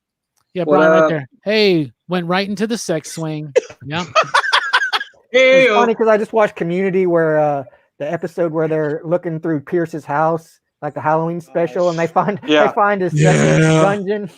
This guy almost seemed like a hipper, younger Pierce. Frankie says, "Does anyone get Allegiance Arts comics on May the 5th?" No, I did not. I did don't know not what check that those is. out. It's some new comic. I don't know. I've heard something about him, but I haven't noticed. Perry says he's going to watch Army of Darkness in a few weeks. Hell yeah. Perry has made a name for himself here on YouTube lately of just watching movies that everybody else has seen that nobody else has. Like he started going through the MCU. He's on Age of Ultron, I think, came out, which is by far the worst MCU film. No, it's not. Yes, it is. We don't need to start this again. Hammer, Out of man. all of them? How the Yes. worst? Vision, Ant-Man, No. Ant-Man, Yes. Ant-Man, Yes. Age of Ant-Man. Ultron's the worst Dark one. World. Age of Dark Ultron's the World. worst one. No, nope. That's the Lies you second tell. worst. That's the Lies second you worst. tell. Second Lies worst. you tell. Second worst. Dark World, Ant-Man. I also had an Army of Darkness poster in my bedroom wall in high school, and I didn't Yeah, have the Fire I Walk did with Me too. poster. That'd be dope. You guys remember when I had the Army of Darkness? Yeah, I yeah. did. Yeah, Yeah. man. Nerd. I also had a Korn poster and a Prodigy poster. And what else did I have? Oasis, yeah, that Corn. Oasis poster. Yeah, I had a Korn poster. I The You Clerks, still, you, did have a Clerks Korn, poster I signed. got the Clerk signed poster. you're still rocking the Limp Bizkit hats. Oh, shut up. Fred stole that from me. Ask them. Ask them. Why you want to hate him? Legion's comics they're the Walmart comic. That's right. It's a company they sell. Oh, yeah. Okay. All right. So Oh anyway, yeah, I know what you're talking about. for joining us here for the Army of Darkness review, which was an hour and 20 minutes long. Wow. We have never talked Hey. about that movie for so long, y'all. We That's haven't. exactly how long the movie is. Yep. Exactly. And so now we're just bullshitting for about 40 more minutes if y'all are down. I'm down. Y'all down? I'm cool. Yeah. Y'all down? Dylan, you down? Dude, Yeah. Hey, Dylan, how does 9 p.m. Central for tomorrow night work for you? Does that sound good? Central. So what is that? 10 10 o'clock your my time? Hey, Yeah.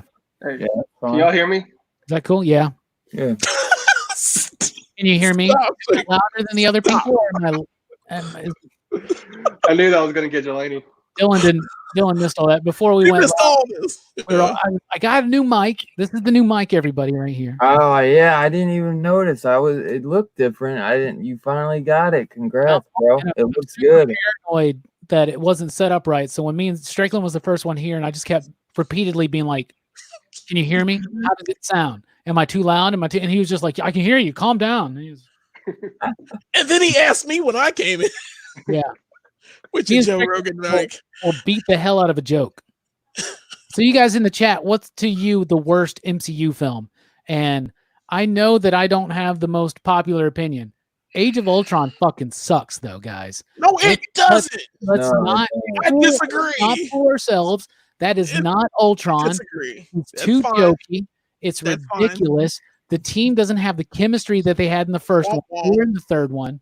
Womp I mean, womp. I'm just telling you that. No, There's a lot of Vision- cool scenes. There's a lot Vision of cool scenes holds in that the- movie, yeah. though. Yeah, Vision holds holds me on her. Oh, is cool. freaking Fan Top of the service. awesomes. Big deal. Uh, Here. Yeah, Oh, Yeah, Really? Vision lifting the hand is cool. it Vision made Vision. Ultron wasn't half bad. James Spader is a good Vision. No, I tell you, I don't want to hear your defense. Claw is I want to awesome. hear why you think Dark World is the worst one. Dark over World Age of is Ultron. trash. Well, first of all, I got kicked out of that movie theater the first time I watched it. So it's already a bad experience.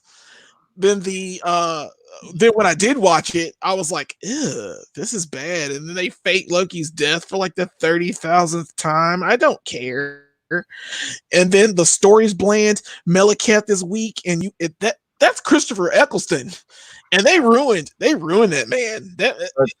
They ruined Meleketh and Christopher Eccleston, who could have been the greatest dark elf ever on film. And they cast him perfectly, and just the script was flat. I couldn't stand the sidekick girl. What's her name? You know what I'm talking about. The girl was in Two Broke Girls. Yeah. I can't stand her in that movie. She had a sidekick, and that sidekick was annoying. So much was, and they had what's his name running around in his underwear the whole time. Stellan Skarsgård. Stellan Skarsgård. They had him running around in his drawers butt naked the whole time, making him look like a fool. That's why I think it's better than Age of Ultron, because that part was funny. No, I don't Yeah. like I'm telling that you. thing. It's hard No, to pick. I don't hate Age of Ultron. No, I actually like Age of Ultron. A lot of Me people, too. but Yeah. I enjoy it. It's the weakest Avengers film, but I still Yeah. love it. But I would definitely say Dark World is my least favorite. I think too, or maybe even Guardians. No, I don't like Guardians. whoa. No, that it would be the Oh, you Dark gotta be careful World. what you say right now. The Dark- I liked Dark World when it came out in theaters, but it's my least favorite. But I don't like Guardians 2 as much as some other people. I like the first one the best. Dylan, I thought That's we like- were. I thought That's we like were. one of Robbie's favorites. I know. Hey, it is his favorite. It's his favorite. I literally changed my facial hair because of that movie. He had, Did you ever No, try Star Lord carving stars into your sideburns? Yeah, No, it's I like want to. it's star burns. But I did what I First did the one Star there. Lord things. He had those 70. Star-Lord burns. Yeah, I had those like 70 style. Yeah, I had. Alicia hated them, but I had them. I rocked them for like what, a whole summer, dude. Whole summer. Whole summer. I'm proud of it. I want to bring them back. I want to bring them But back. Age of Ultron is great. I I think mean, it's either Age of Ultron or Dark World. It's those two. Yeah. Well, you guys are forgetting one that I know you guys are not going to agree with me about this, but it's another one at the bottom for me is Doctor Strange. Real nah. Nah, man. It's Iron Man again. Nah, It's man. basically Iron Man again. Edward Norton. And don't Your Jimson mom- Drive. The Dormammu scene gets me every time. Yeah, Dormammu. I It need gets to me I every came to time bargain. too. I fall asleep. Hey, you know what I love about Guardians? It's Iron Man again. Oh, go ahead. I like Taserface from Guardians too. Oh my god! Taser Taser face. face. He's going to be at the expo this year. I don't know if he's planning on coming on the new date, and we'll still see because they keep It's like canceling. Taserface is coming. Yeah, the guy that Yeah. played Taserface was supposed to be coming. Yeah, fam, we got The name got what Taser strikes face. fear into all that what hears it. I Taser, always forget though. Taserface. Taserface. So, no, everyone's like who?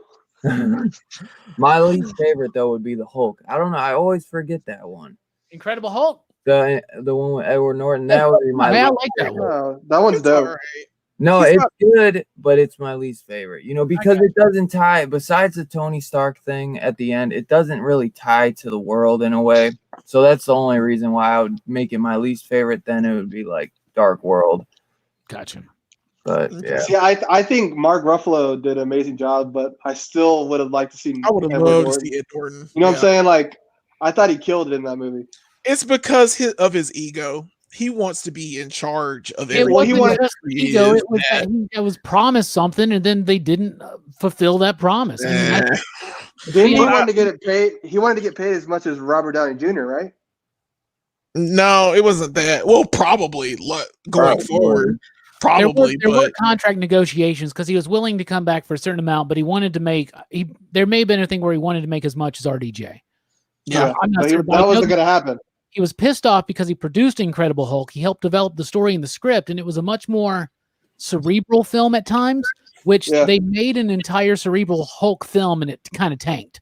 You know, that's the Ang Lee one, which I think Which has. is garbage. I think it's got some good elements. To it. Garbage. But, In fact, I'll go as far as to say that Ang Lee is a hack. I said it. Well, you're out of your fucking mind, dude. Ang You're out of Lee is your, a hack. you're out of your He mind. is with Shyamalan with hacking. Don't take the bait. No. Don't take the bait. No, Don't take it. Lane's crazy. He made the ice Freaking storm, man.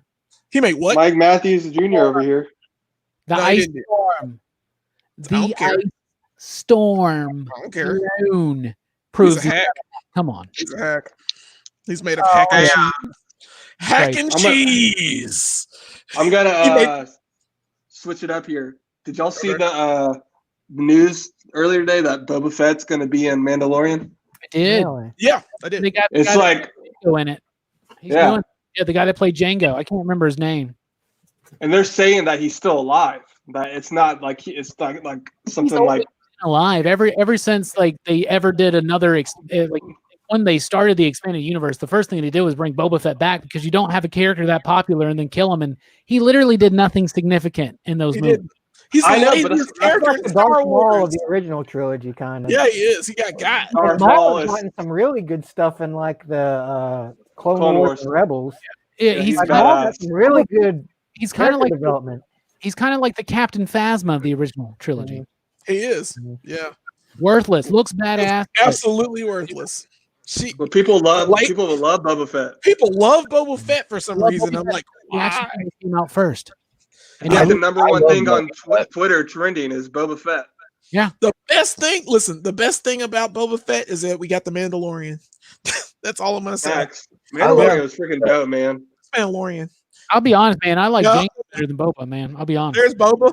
There's I Boba. love- Boba. I love him. Yeah, Django went out like a little bitch though. he got the first one. Yeah, I love more that we got the Mandalorian out of Boba Fett. yeah. We got He's the not even Mandalorian. a Mandalorian, man. He's not even a Mandalorian. Not even a Mandalorian. Yeah. There he is. Nerd. They just claimed that Django wasn't a Mandalorian. That doesn't mean it's true. Yeah, well, Boba was definitely because I can't tell you how many times I've had to deal with somebody coming up to me at work and being like, "Well, if that wasn't a Mandalorian," and blah blah blah blah. I'm like, I don't fucking know. I never read a Star Wars book in my life, man. He definitely is. He has the logo on his shoulder. Yeah, but I think the idea is that he stole that armor for someone. But then I'm like, why Yeah. does his daddy have that armor? I don't know. Why his dad steal that armor? Yeah, I don't know. All I know is this. It's fine. I mean, it's fine, but I think Boba Fett's the laziest character in Star Wars. He doesn't do was- anything. I mean, Other than but he caught on Solo, He but wasn't he meant didn't to even throw him anything. away. He wasn't meant to be anything significant, but when he took off in popularity because of the toy and because he looks cool, He looks cool. he's one of the Yeah, coolest awesome. characters. He And looks awesome. the fact that he didn't really talk and like, but Talks like once yeah, or twice. As you yeah. wish. as you Jeffrey wish. Bullock. Yeah. Yeah. No Jeffrey Bullock- disintegrations. As you wish. And yeah, the slave one, like it was the toys, and now that when he was popular, like, well, we better fucking do something with this. Yeah. So like I think that very early on they wrote in the expanded universe that he survived the Sarlacc pit pretty easily. Apparently he has multiple Uh, times. But that's not canon, sir. Not It's now, but it will anymore be. anyway. It will be. Thanks, Kathleen Kennedy. Yeah, I said it. Who cares? Who cares? Guys, I gotta I'm pop just out for a kidding. second. Continue on, y'all. All right. What else? Something else happened today. So what else do you like? What do you guys like? Well, what you were turning it to the Mandalorian, but or the season 2. What do you think the season 2 of Mandalorian is going to be like? What do you think would be in store for the Mandalorian?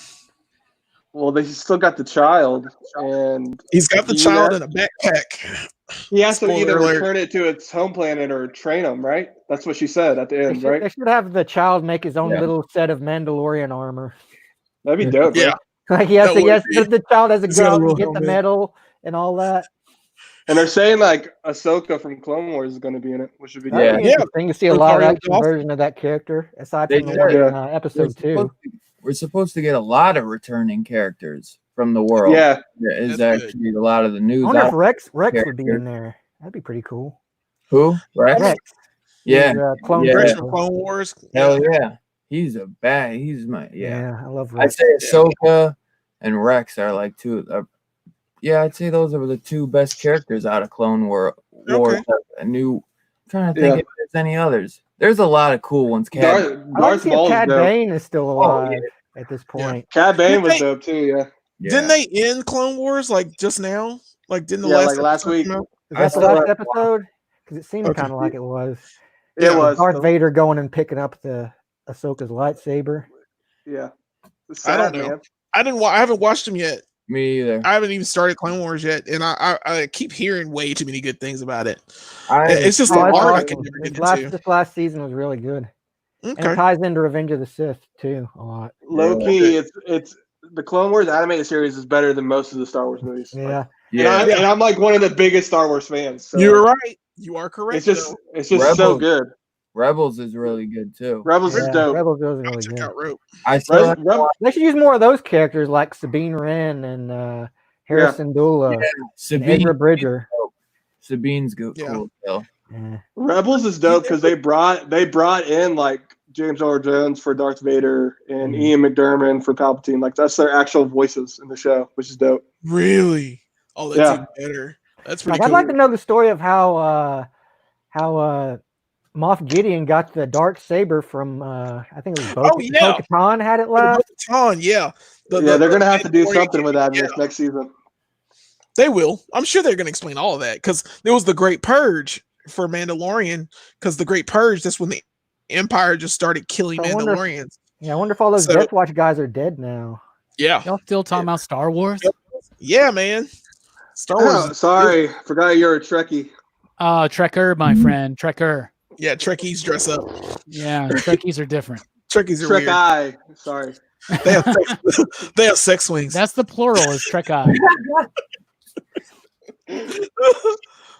But No wonder why they didn't get along.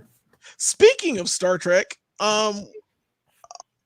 what are they doing like for as like movie wise? Have y'all heard anything like any movies or anything that would be coming out, They're or still are we just stuck?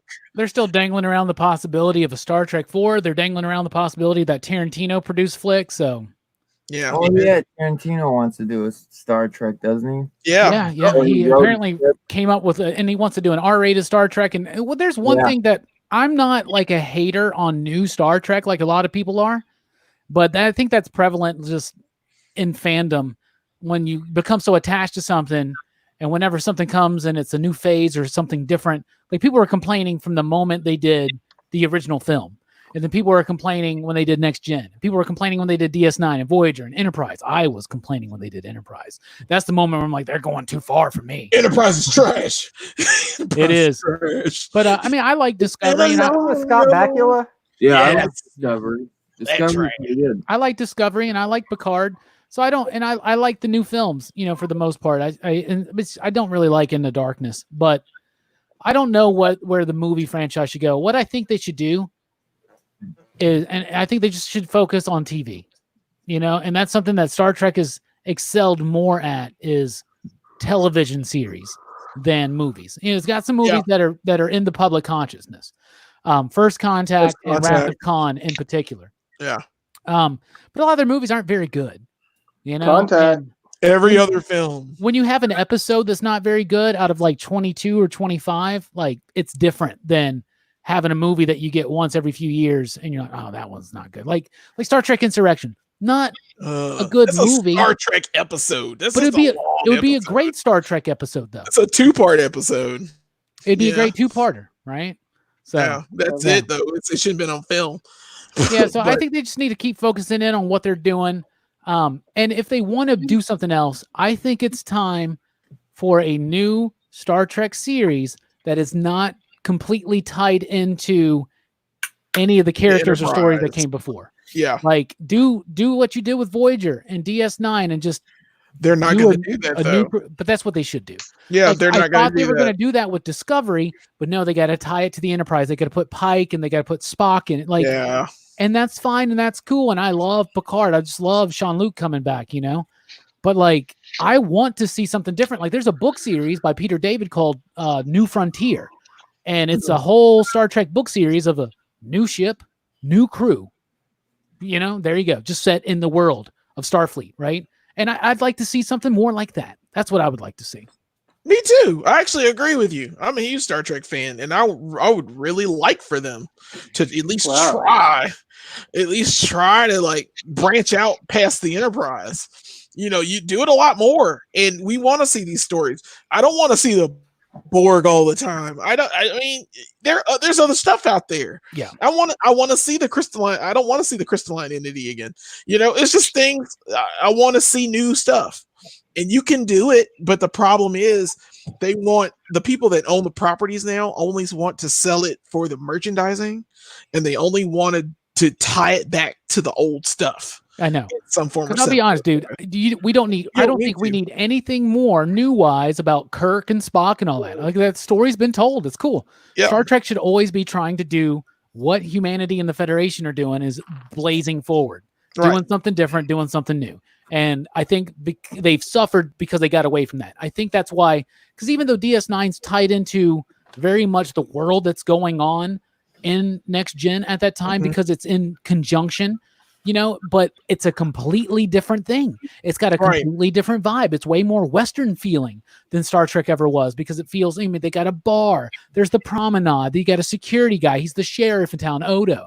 You know, and you had a great cast of characters. You had the not so squeaky clean look at the Federation and how they're dealing with the occupation on Bajor and all that kind of stuff. And in Voyager, they tried to do something different too.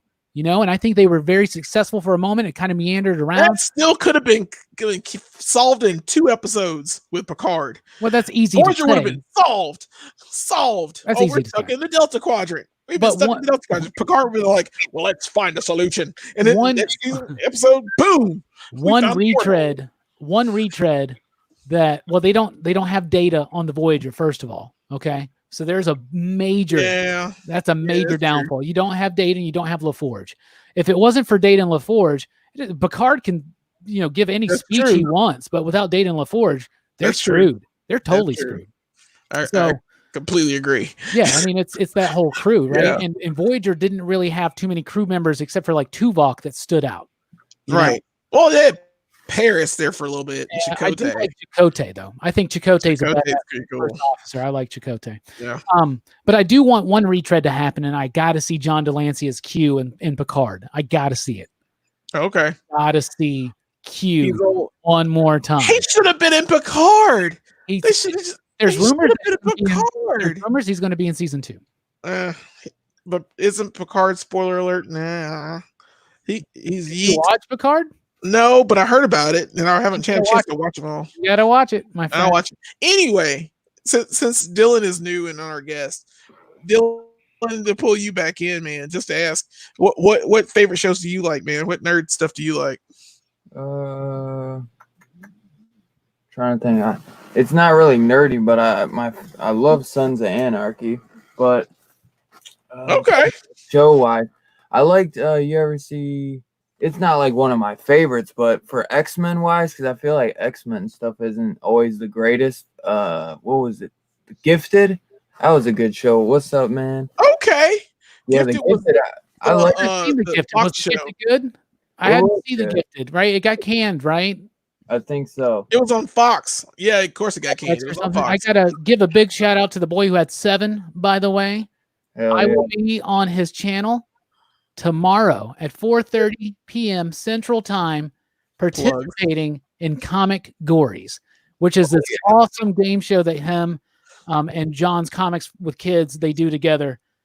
Absolutely amazing. They have 4 guests on. They compete. They give them a random subject like rainbow, red, behind bars, and they have to find a comic book in their collection within 30 seconds to show off.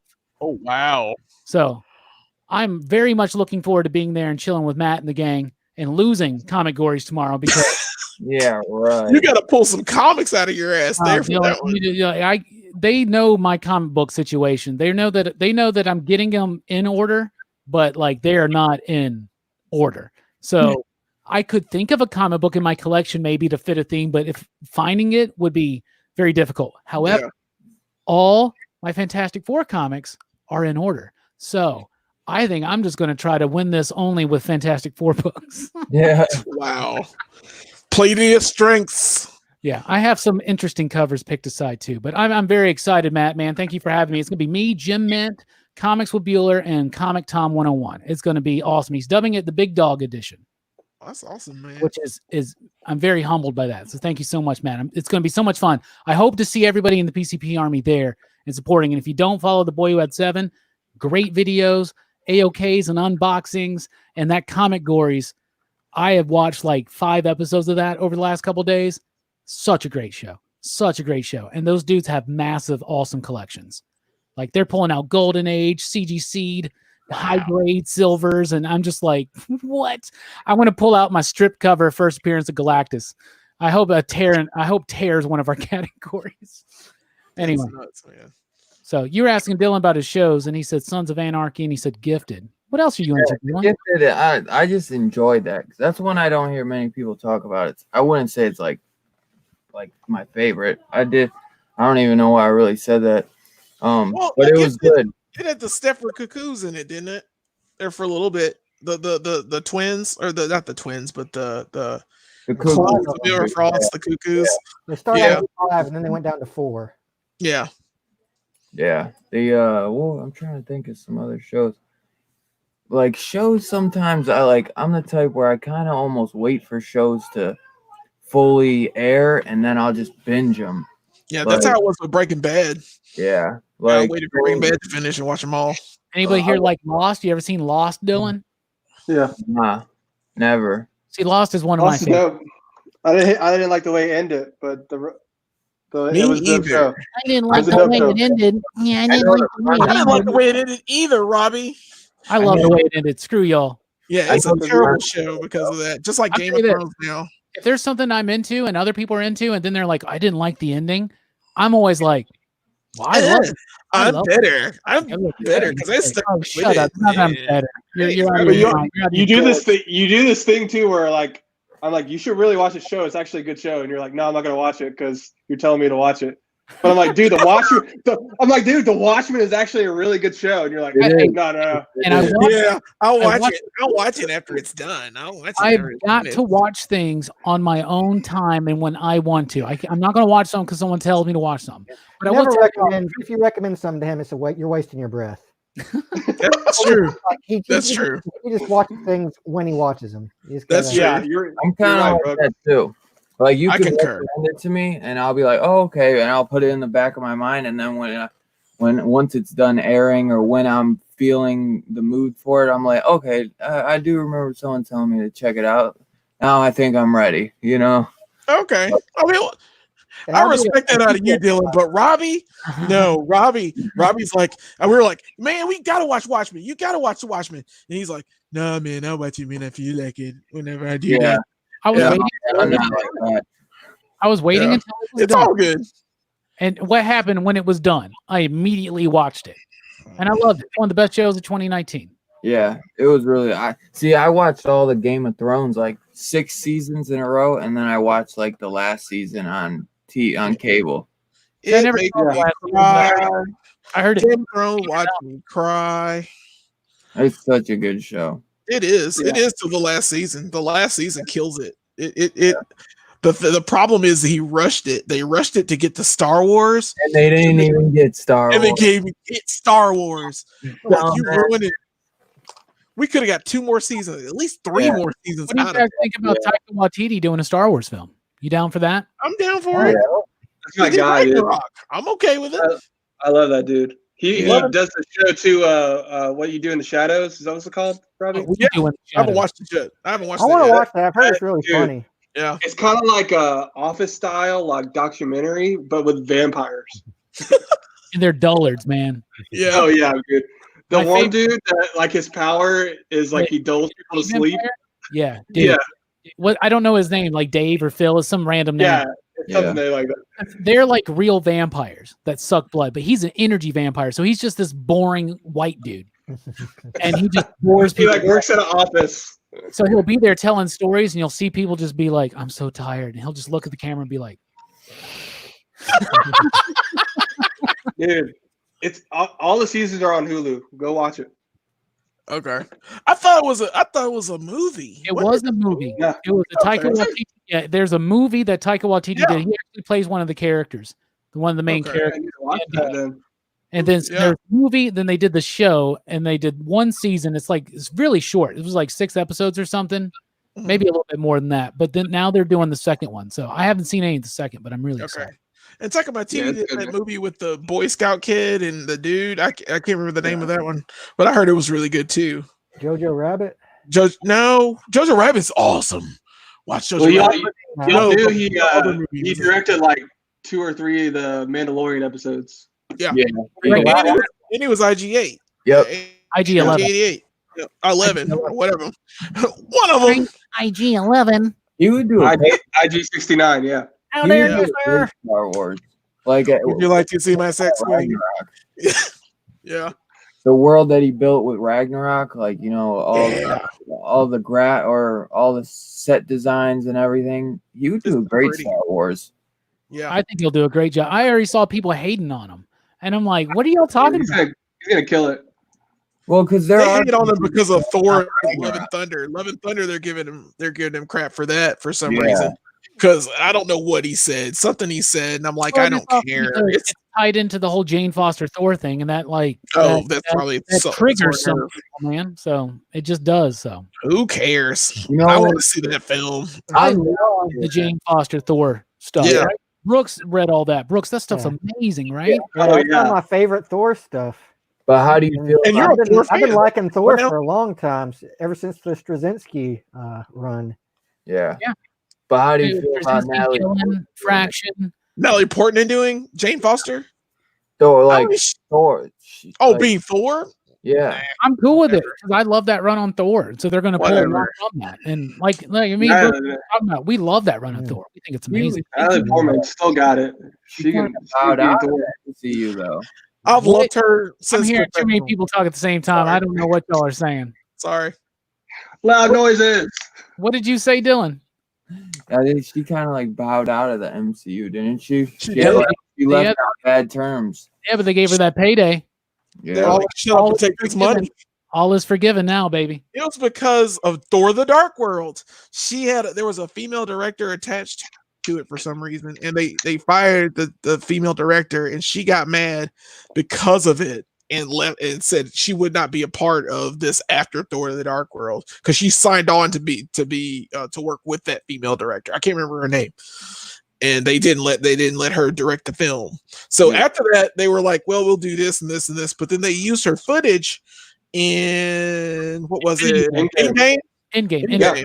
So they used her footage in Endgame from Thor: The Have you Dark seen that, World Robbie? to come back. I've been watching Good Place lately. But That show's pretty good. Yeah, It's getting really slow in the third season, though. I'll tell you that. It's getting really slow. So I'm just ready to kind of finish it out right now. good place. I like that. Adam Scott plays like a demon, and it's Yeah, hilarious. that's great. That dude doesn't age. He's like Paul Rudd. He looked like he aged a little bit when in the Parks and Rec special. Oh yeah, me and Kristen noticed that. Yeah, it's so great, Brooks. I gotta watch that, He man. starts back up doing his claymation. Yeah. They're all in quarantine, so they're all having They to play like. the Cones of Dunshire. Dude, he actually is combining the two of them. Johnny Karate shows Forget. up though. It's about the cones. It's great. Everybody, John Raffio has this whole bit in it that's hilarious. Oh yeah. Did you ever watch Parks and Rec, Dylan? I've seen some of it, not all of it. The show gets really good when Rob Couple Lowe and Adam seasons. Scott show up. It's really good. Oh yeah. I really It's a lot better with him in it. It's like Parks and Rec because back in the day, to me, it was like Seinfeld was my favorite sitcom, and then I was like, oh, Arrested Development's one of my favorites now. Yeah, And I then love it was like Arrested. Parks and Rec and Community, like both of those shows. And Community is like a whole. Community is awesome. The last season, not so Dude. much. The last I two, don't not know. so much, To but- me, it just falls off after everybody leaves. You know what I'm saying? Yeah. It's not as good, yeah, it's not as good. but I like it's Friends. still good. You got Keith David in there, and he does that That's great dope. bit where he used to have a problem. He was addicted to encouraging white people. Like, Yeah. look at you. That's a man who knows how to handle his meatballs, you know. And look at you working that asparagus. I just love it. He's like, Oh yeah, and speaking of Donald Glover, by the way, I got my Donald Oh, Glover nice. shirt. That's I love dope. that show Atlanta. He does. Yeah, he's Dope awesome. show. If y'all Yeah. haven't watched that show is dope. He is amazing. But there I was haven't seen it. really Atlanta. Really good. Yeah, It's pretty good, man. Is he like a rapper? You've seen Well, Atlantis, though, right? he's Not turning him. into a wannabe rapper. He gets famous over like getting thrown in jail, so he gets like street cred from it, and then his career like blows up. So that's kind of Atlanta. Atlanta's Okay. is pretty fairly decent show, man. Is he a Yeah. rapper? I thought it's his cousin who's the rapper, But but Cousins is a rapper, and he's Yeah, I was like, what are you talking about? This is not the same I'm sorry. show. I'm He's a stupid. man. I'm stupid. Talking about Us on Flow, man. I haven't watched Atlanta in like months. yeah, I know. They needed to put that season happened? 3 out. He's like the manager, but he's like a shitty manager. He's the manager of the rapper. Yeah, that's right. But he's like real, like, I don't know. He doesn't do his job so well, and his cousin gets pissed at him all the time. But he's like really smart, but he like kind of is just like always lazy or something. I forget. Right. But yeah, No, Same thing. Robbie, you would really like it because none of the episodes are ever really the same. One No, of the they're not. episodes, you know what I'm talking about, Jelani, he would love. It's like a horror episode, and you know when they go to that house? They go to the house, It's like yes. it's like the Michael Jackson character. Yeah. Dude, it's You crazy. would love it, man. You'd love the show. You have got to watch Atlanta. I've But been, you watch it. I'll watch it eventually. I'll watch it when it wraps up. What I've been watching lately, and I'm way behind on this one, and this is a show I always wanted to watch, and then for some reason just never did. And so we decided to take the dive in, and we're plowing through season 1 right now. Is Curb Your Enthusiasm. Oh Uh, yeah, I know. that's really good. I'm a big I never Seinfeld watched it. guy, So I Larry always, David is like, yeah, he's a genius. That show is just him with misunderstandings. yeah. And He's the it's real just- life George Costanza, yeah, and It's yeah, it huge. works. it's just Speaking of TV shows, Matt says that he's a Walking Dead fan and Dragon Ball Super. Dragon Ball okay. Super, Dragon man. Ball Super. I'll give you. Oh I yeah, cannot give you Walking Dead. I can't give you fell off it. I fell Yeah. off after season 6, Yep. I think. Yeah, They and I killed- have not got back into it. Me either. They killed Glenn, and I was like, I knew it was coming, Yep. but you did it so poorly, and you made me wait for Wow. Negan. Spoilers. Dude, It'll be Dude. fine. They Whoa. killed Glenn. I get it. I've seen the whole thing. They killed Glenn. You y'all. seen all of it? I only saw the I- first 3 seasons. You said you saw it all. Did you? I actually have heard that Fear the Walking Dead is actually good. Like, Yeah, really It got good, and then Scott Gimple, the showrunner for their Walking Dead, took it over, and he was like, "Let's make it a Walking Dead clone." So he made the same thing that as the Walking Dead, and Fear the Walking Dead is good at the beginning when it's like the apocalypse at the very very beginning when you like people got bitten and you couldn't tell they would turn, and they were just normal people walking around, and I then all don't of a sudden, know, man. but The thing with Walking Dead is like, man, like in the show, everyone just like you care about is literally dead. At least in the comic book, like you still have some core characters from the beginning that you read with that made it. You know, literally everyone's dead in the show. yeah, it's just like Except Daryl. Daryl's still alive, but Daryl's not I got even in the comic Daryl. book, man. yeah, you got Daryl and Carl. Carol. Daryl's greasy ass. Nah, Carl's Yeah. dead, bro. Because once they get rid of Daryl, they're like totally done. Yeah, that show is dead to me. Period. Because like when Andrew Lincoln just was like, "I'm out," like, Yeah. yeah, You know the chick that plays Michonne's out now too. yeah, What's her? She's Really? in Black Panther. Yeah. yeah, She's a Coey now, man. yep. That after they killed Glenn, those like one-shot episodes where they focused on one person an episode, I'm like, this is so boring. Like, Yeah, it's all filler, man. They'll do one big episode at the beginning, and yeah, then all filler. And yeah, then you get the penultimate episode, a and, huge cliffhanger. and you're like, Cliffhanger. and you're like, yeah, especially with the Glenn, with Negan showing up there. Yeah, And you're supposed to see like Glenn like get killed, and you know Glenn's dying, but you're like, oh, they point the camera at Negan, and then you see the bat, and then you don't know what's gonna happen. I hate it. Oh, I was done. I was so done after Walking Dead. I started throwing stuff at the TV. I feel bad that Matt was like, I really like Walking Dead, and now y'all are doing all this shit. I'm sorry, dude. I'm sorry. I like it. I like it. really good I right know, and I apologize, dude. I'm sorry, but it's I right now. fell off the comic book too. Like it just kind of repeated the same story. You know, Yeah. it's like, oh, they're coming up against a new group of people. Oh, surprise, they're kind of evil. Oh, you know, they get a battle. Oh, crazy, people die. Okay, I just wish it was more about zombies. Like when I want to see a It's zombie. just like Fantastic Four. It's the same thing. Oh, shut up.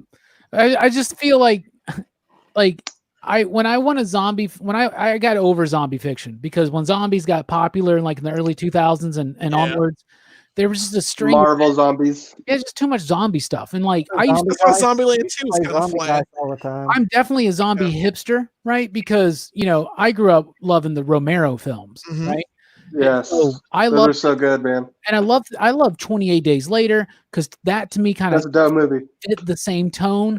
And even though they're not technically the same type of zombies, it works. But then there was this whole, Rage demons. there's Or this whole rage zombies. flood of zombie films, and They saturated the market. They yeah, and the, it just the don't, Boy Scouts Guide to the Apocalypse. just don't capture it for me, man. But then again, I don't have the most popular opinions at times. And hot take, my favorite zombie film is Day of the Dead, the original one from Yeah. the 85. Yeah. That's Yeah. Love That's a that. dope movie. It Rick is. and dudes A lot of people always thought that was Romero's worst film, but we know that's Survival of the Dead. Survival is dead. Mm-hmm. But it's still fun, you know. And Diary of the Dead's actually way better than people give it credit A for. little better. Diary of the Dead's really good, man. You guys like Return of the Living Dead? The first 3 at least? The brains. Yeah, I like the first I one. like the first one. I love the I'll watch first. them all. The third, no, I like the first, the third. and the second. That would be like how I'd rate them. The third one, for some reason, used to creep me out when I was a kid. That's the one with the chick that like has all the piercings, right? Right. The I used to like girlfriend. that one when I was a kid. Yeah. 2 is okay. 2's So good. high. One's like good. Dinosaur. One's fun. I don't watch it much anymore, but it's a fun, wild, rambunctious ride. Yeah. I Am Legend. Were they zombies? You know, what one? Yeah. They were vampires. Well, they're like vampire type things. Vampires. Something like They're- that. Were they vampires? Because they like couldn't go out. They couldn't go out in the daytime. That's why he. Oh could yeah, walk yeah. around. You're right. And then they got the virus where it turned them into those nocturnal creatures, similar to vampires. But then they Day did of the bite. Dead. Turn bite. Yeah, Day of the Dead's Day of the awesome. Dead. Yep. I'm glad to see this love for Day of the Dead because Day of the Dead is good. you man. guys know, like everybody hated Day of the Dead back in the 90s growing up. Everybody was like, "Oh no, the Dead movies are great. It's Day of the Dead." I'm like, no, that John Harrison music, man. Oh my god. Yeah, it's good. Day of the Dead's great. That's my favorite. Zombie. Me too. I love the hell out of that one. Yeah. Love it. David says he likes David Hatch in the house, everybody. Hey, Hatch. Hey. Happy I like David the month, book. by the way. I like the book that, yeah. Happy David, happy birthday, man. There was World War Z. The book is good. This that it's based off of. Wait, not that sequel. Yeah, Yeah, Brad Pitt. it's coming, but not Wormwood probably. Road of the Dead. I've never heard of that one, so I have to check that one out, Brian. Wormwood. Zombieland. Zombieland. The first one was good. That I didn't sounds see the second interesting. South Korean zombie flick set in the Kingdom. early 1900s. Oh, I heard about that. That's the one. Yeah, the guy's like, I saw like a preview of it. The guy's trying to warn like the emperor or the sheriff of the city, and they're like trying to kill him. And then all these people, they're like, "Don't kill these. You need to burn these bodies. These bodies need to die." And they're like, "No, they're gonna be fine." And then they just get up and start biting people. Oh yeah, it was pretty cool. Oh, that's cool.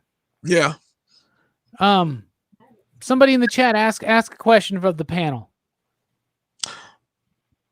Let's please. Sure. answer the first question that pops up. We haven't got a new PCP Army movie poll going yet. We're probably going to take next week off. Maybe. I don't know. The next one's going to be baseball movies though. So we're going to have fun with that one. It's going to be like Major League, Sandlot, 8 Men Out, League of Their Own, Field of Dreams, Bull Durham, I believe. Sandlot. I'm cool with any of them, man. Like Field of Dreams, I'm not the biggest fan of, to be honest with you. But I would like to rewatch it. I probably would appreciate it more now. Yeah. I told everybody that poll would be up Sunday night. I was like, yeah, it's going to be, but it was a Teen Dog Shades night. I shouldn't have made any promises. If it's not Sandlot, then I lost all faith in humanity. Sandlot's my favorite baseball movie. That's the best baseball movie ever. It is. Pride of the Yankees, David. I would throw it on there, but I know nobody would vote. Wendy freaking Peppercorn. Peppercorn. Yep. The Natural's a good one too. Major League. Major League's Major League's good. I feel like either Major League or Sandlot's going to win the poll. Yeah. I actually like did you ever see The Rookie? With Dennis, I saw the Rookie. With Dennis, I saw Angels in the Outfield. That was Fuck Dennis Quaid. Oh, I hate Angels that guy. Wow. Weird flex. So you don't Weird like flex, Inner dude. Space?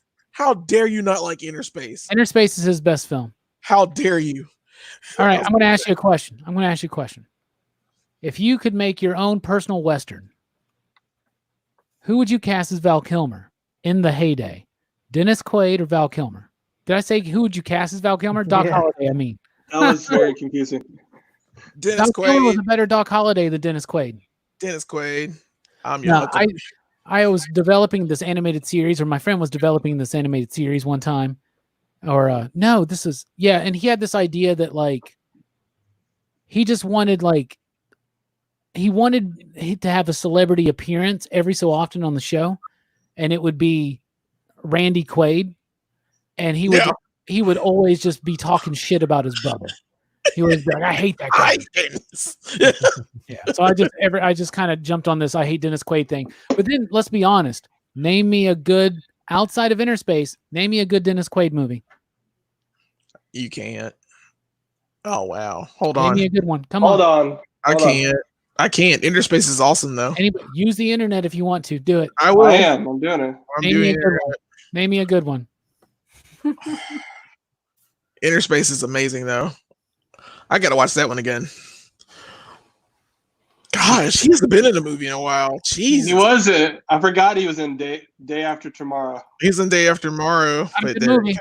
It's Not a good movie. You're correct. The Parent Trap. Not a good Oh movie. God, he was. Yeah. The original's good. He's not in that one. Jaws 3.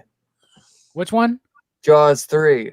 Not a good movie. Not a good movie. That's like the worst Jaws. I know. 3D? No, the one with Oh my what's his name? gosh. Jaws the Revenge is the worst movie. I forgot he was in Legion too. That movie was horrible. Oh, I like Legion. I like No, Legion. I go he with was. He's in GI Joe too. I forgot about that. Yep, Oh, not a good yeah. movie. General Hawk. Express. It's kind of Express. sad to Have you seen that? and see how bad his movies are. Wow. You're not wrong. Check the Rotten Tomatoes score of those movies. Was he in Pandora? Alamo. I've never He seen was in the Pandora. Alamo, bro. Not a good movie. Any given Sunday. Any given Sunday. That's also right. That's the one I was. That's a gonna good say. movie. That's a good movie. Good movie. Okay, That's a I'll good give you that movie. one. However, ensemble Ro- cast, Oliver Stone, Yeah. Dennis Quaid couldn't help but being a good movie. Dragonheart. Okay, I'll give you that one. Yeah, You're right about it. It's good. I'll tell you this. Take Sean It's Connery out good. of Dragonheart. Is it a good movie?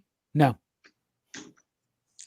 Take Sean Connery out of Dragonheart. Is it a good movie? No. It's true. It's not. So therefore, Dennis Quaid Wow. didn't enhance that movie. He's Yeah, in really- his insurance. I'm really he's in stretching his these. insurance commercials, man.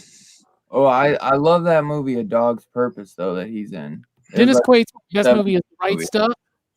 Ensemble picture. Okay, I'll give you the right stuff. I'll give you the right stuff. I'll give you half a Dragonheart. I'll give you Any Given Sunday. But Any Given Sunday is not even top 10 football movies. Yeah. Frequency. He was in. It's not a top 10. Frequency, not a good movie, I like homie. Frequency. Frequency's not a It's a good movie. Any Yeah. given Sunday is not in the top 10. I of like football Pay It movies? Forward, and Pay It Forward is not a good movie, and I can understand that. Okay, so Frequency's not a good movie. I like Frequency. Screw you. I like Frequency. Oh He my gets the gosh. radio messages from Frequency. Jesus. I love that movie with Jesus in it. Jim Caviezel. Oh yeah, Jimmy Caviezel. I call him Jesus because they beat his ass. Passion of the Christ was like torture porn. Yeah, people it was. I can't People watch like- that movie anymore. People like were like offended by shit like Saw or Evil Dead. What about Passion of the Christ, Joe? That He ain't, got like, the really- crap beat out of him. Let's focus on the most That's He important. pretty got a nine tails. Let's focus on the most important part of the Christ mythology and story. Him getting the shit kicked out of him over and over and over. No, Pretty that's not the important part. In fact, the whole reason why the Passion works as such like an important story that like affects so many people in a very real way is because of the resurrection. And in that movie, the resurrection, it's over. And you're like, no, is there a post credits? Like, what's going on? There's a Marvel Passion ending meant to be scene. like at a the- propaganda thing to stir up people against the Jewish population. Oh, wait, the Mel Okay, Gibson so- stuff. Like What? the Passion play was like a way for like a kind of propaganda piece to turn people. Oh yeah, you're getting That's right. you're going historical. Yeah, there were elements. Dude, correct. I see you. Dude, That's I correct. love this And whole Mel Gibson's the conversation. racist. This whole conversation. Like, look what those spawned guys from do to your from Lord and Boba Fett. Savior. Yeah, this stemmed from Boba Fett. Surprising. This is why we bullshit. This is perfect. David We says walked frequency by- was good. Jelani and I agree for once. I'll make him a Batfleck fan. Yeah, You're never making me a that Batman ain't fan. ever gonna happen. Ever. I am so glad he's not Batman now. David says my darling Clementine is the best OK Corral movie. Changed my mind. I would say the best OK Corral movie. I would say Tombstone. Tombstone. You called down the thunder, and now you've got You it. got it. I'm your Huckleberry. I still don't know what that means. Yeah. Like whatever it is. I, Don't I care. get the context of it, but I'm still like, I think he's just Val Kilmer's so just effed up in the head. He's just drunk. You know, he's Yeah. drunk, Ferris. Oh, Val Kilmer. He was a good replacement Batman. He's better than Batfleck. I said it. One of the first Batman to I kick like more. Val Kilmer. Yeah, I do too. Yeah, I liked him in The Saint. Yeah, and they're remaking liked that. a lot of movies. Fine. Really? Yeah. I could see that. Chris Pines would be a decent Saint. You know what the best Val Kilmer film is? Heat. But Heat. Yeah. Well, And you know what? I didn't watch Heat. I didn't watch Heat until like probably 3 years ago. And everybody been talking all this smack about all this, how good this movie is. And I finally saw Heat, and I was like, "Oh, this is genius! Oh, that's Pacino at like one of his best films." Yeah, it was just, it's amazing. Anyway, but yeah. Anyway, What you got? yes, I ain't got to smack my hands on. yes. David says you guys are just kids. Don't appreciate the class, dude. Sorry, dude. That movie's Sorry, 30 years dude. old, man. Yeah, man. Sorry, that was way It's before a our time. classic now. Don't worry, David. I know. I remember what it felt like when I first heard Alice in Chains on classic rock. I remember being like, "What? This is impossible." You just wait till you start hearing Eminem. My name is on classic rock. You just wait. You just wait. It's gonna happen. Yes. Yeah, when did this happen? What? It's kind of happening now. There's like an old school rap R&B station, 98.1 The Beat in Huntsville, and they play like mostly all either Tupac, Biggie, or Eminem, like all day. And I'm like, oh yes, just let it play. Yeah. Eminem, what? Eminem's The awesome. guy who did the Venom song. Venom. God, ever since we started these, I bet you if you go through every video, I probably said Venom. Yeah, you do the Venom thing. Well, it is Eminem, so yeah. Kilmer and Cruz hated each other on set. I'm assuming we're talking about Top Probably. Gun. Yeah, Probably of course. did. I fucking Agree hate with that. Top Gun so much. And My by the mom way, Colonel and dad- Angus, I dad do love- understand the Colonel Angus, by the way. Sorry. I get the My joke. wingman I get the in joke time. of that. Anyway, continue. You saw that Tom Cruise is actually going to space with NASA to film Yeah. the movie. Yeah, I Yeah, did see that. he's That's pretty freaking solid. crazy. That is Sending crazy. Tom Cruise to space. That's fucking Yes. What if Lord Xenon comes and snatches him up? That's what he Maybe that's wants. the plan. Maybe that's what it's the whole plan is to get Cruise into space so old Xenon can take him, I'll tell you this. freeze him, and drop him into a volcano. I'll tell you this, man. I'm all And then down. I'm all down for people doing whatever the hell they want to. But the Scientology thing bothers me so much because they're tax free. In Yeah. fact, What? a They're a lot of church. It's a they're church. a religion, and It's a religion. I think there's a certain. I have opinions about taxing and religious organizations, but Scientology is. I mean, this is literally written by a It's a science cult. fiction writer, and it's kind of cultish, and It's they've been accused. culty. Anyway, do they know no bounds? Tom Cruise has hit such a fucking level where I can't even explain Tom Cruise, and like Oh, he's so awesome. He does his own stunts, and Like you what- still haven't watched all those Mission Impossible movies. Tom Cruise's life makes me almost feel like there's something to Scientology. You know what I'm saying? Like this dude, He sold his soul, man. Yeah. delayed production of the new Top Gun film for months and months and months because one day To learn to fly. I want to fly the jet. Mhm. Okay, Tom, we'll shut down this whole multi-million-dollar project so you can go learn how to fly a jet. Right? Yep. There's all that crazy shit in Mission Impossible that nobody else would be allowed to do, even if Yeah. they wanted to. He right? broke his ankle. He broke his ankle jumping across the building in I don't know if it was Fallout, this last one or the one before, but he was out for like months Yeah. because he jumped across a building. And now they're gonna let Another this guy, building. they're gonna let this asshole go into space Yes. to film a movie. Like I love Tom Cruise. He's my I don't homeboy. think they have a choice. Yeah, they don't. They don't. He's like, I'm going into space. you guys ever watch Space- that Leah Remini show about Scientology and all that shit and how the Going clear. Oh, I heard about it. I never. Going clear. Yeah. Going Clear is the HBO documentary, and then Yeah.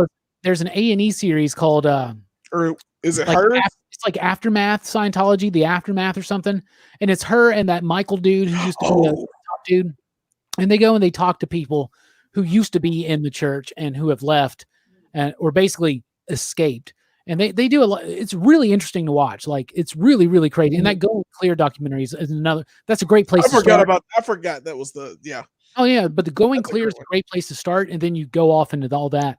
And if we have any Scientologists watching, you're not allowed to do this, so you're a bad Scientologist. But I mean, Tom Cruise is a legend, Herminio. I mean, I'm not. He is. He's freaking awesome. It's a really weird thing. It's just a really weird organization. But there's one dude said at one point, like the top tier, because they go after celebrities, right? They they target celebrities. They want rich people to give them money. Exactly, because it's a pyramid scheme, dude. That's what it is. And so, but at the very entry levels of it, there's some very meaningful and resonating, workable, like self-help type stuff, you know? And so you can just get that from a self-help. Read a Tony Robbins book, and that's basically your first few months of Scientology. But then watch Shallow Hal. You're good. And they don't let you know about the crazy space, angels and souls and all that. We lived in a volcano or something. Oh, he's so weird. There's something called thetans. Hey, man. Yeah. Spoilers. Thetans are in your body. Thetans are in your body, and they do. I know so much about Scientology when I think about it. I was like, there's a piece of me that I feel like I need to own a copy of Dianetics, and every time I'm at a used bookstore, I look it up and I find it. And there's always tons of copies of Dianetics. Do you remember that damn commercial? Yes. Dianetics by L. Ron Hubbard. But this one person actually volcano. The level of celebrity that people like Tom Cruise and John Travolta are at, that basically is an unspoken rule. If someone walked into a room and there's Tom Cruise standing there, laying in a pool, like standing in a pool of blood with like 3 dead bodies, they don't say shit. They clean it up. Yep. I believe That's so weird. Plus, where's David? Or is it Michael? It's Michael Miscavige, right? Or is it David? David Miscavige. David. Where's his wife? Where's his wife? We don't know. You guys know I like this conspiracy shit, Where's right? Carol Baskin's husband? I love know. We don't know. He probably got ate by tigers. I don't know. All right, I look at Dylan right now and he looks really serious, and I'm like, damn, I felt bad. Dylan's a goddamn Scientologist, aren't you? You're not supposed to watch this, dude. You shouldn't have a YouTube channel, man. No way. I got my Jesus piece right here. No, there you go. I don't think anybody here has enough money to be a Scientologist. Not at all. They wouldn't even talk to us, man. Not even close. See, look at that. Is that a real fact? That's crazy. That is crazy if it's true. Someone fact check them. That's the reason why Katie Holmes wasn't in the Dark Knight. Dadgummit. She married Tom Cruise, and I don't want you in this movie. No, remember that awkward ass Oprah interview where she clearly seemed like she was uncomfortable. Yeah, they made fun of that so much. Was it Scary Movie 3 or 4? Yeah, or 18. God, and he was just so creepy in his personal life, but he does the best films. All those Mission Impossible films for me, except for the first one, they're amazing. I'm like, I love action. Real quick, we're gonna sound off real quick. So think about it for a second, because I'll start. Except for Fast and Furious. What to you is your favorite Tom Cruise movie? I'll start. Don't steal mine. Don't steal it. Vanilla Sky. Damn it. I love Vanilla Sky. Cameron Crowe, love that film so much. That's the best movie. I think it's his best film. Is that really the one you're going to pick, Strickland? I hate it's in my top 2. What's your other one? Edge of Tomorrow. Yeah, that's good. It's him and Emily Blunt, and it's like a super dope movie. Yeah, it's awesome. Live, Die, Repeat. What about you, Jelani? Yeah. It's gonna be hard to say because there's so many I like. I'll go with Legend. He was just this. He was just such a little milk toast kid in that movie. I'm going to ask you something. Take Tim Curry out of Legend. Is it as good as it is right now? No. Not really. It's not, but it's still really, but it's still decent. And Tim Curry is amazing in that. And it's Ridley Scott. I love Legend. That design is so beautiful. It's gorgeous, man. Yeah. I love Legend. What about you, Dylan? What's your favorite Tom Cruise movie? it would be definitely Legend would be my number one, but I would say I was thinking until he said Legend, I was thinking Mission Impossible Rogue Nation is the one Fallout. I love that's the one where he broke his ankle. Yeah, they were nearby. That might be Fallout. I think the one I'm talking about is when he flew on the plane, the aircraft. Oh, dude, right. You're right. It could be Rogue Nation. No, you're right. You're right. I mix them all up. You're right. Because that's a sequel to that. Yeah, the same bad guy too. Yeah, Henry Cavill. But yeah, man, that one I was like, man, Tom Cruise he still got it when I saw that. But Legend and that are my favorites. Yeah. What about you, Brooks? I like The Last Samurai, actually. Oh, wow. Yeah, that's dope. I know a lot of people don't like that movie, but I thought it was pretty good. No, that's a dope movie. One of my favorite Tom Cruise performances. I'm not a big Tom Cruise fan. He's all right. Me either. Me neither. The but Outsiders movies. I love Tom Cruise. I'm sorry. I'm a huge Tom Cruise fan. I know you are. You guys are the same height. Why? I don't care. Don't know Jelani's a short man. Really? It's okay though. We're all heights. No, I'm average height. What can I say? It's nothing. Height's nothing. I can still stone cold stun anyone alive. I'm just messing with you. Jelani's not that short. He's not. No, I'm just kidding. I'm gonna watch. I stole that from Eddie Izzard. Anyway, Interview with the Vampire. Okay, that's a good one. That's a great movie. Yeah. Herminio, you're my homie. I love you, my fellow Yankees fan, but no. Top Gun's dope, against dude. that, my friend. I hate Top Gun. Yeah, me too. I'm not a fan of it. I don't care about the sequel. It has a Maverick. It's not. I'll watch it because he learned how to fly a freaking jet. Vanilla Sky is creepy. Vanilla Sky. That's how he got your money. Yep. You shut up. If I learn to fly this jet, they'll have to come and watch this movie. David says he likes Edge of Tomorrow, watching him get killed so many times in ways. Yeah, it's classic. It is great. Here's one I forgot about. Taps. Yeah, Taps is good. I forgot about Taps. Good job, Cunnilingus.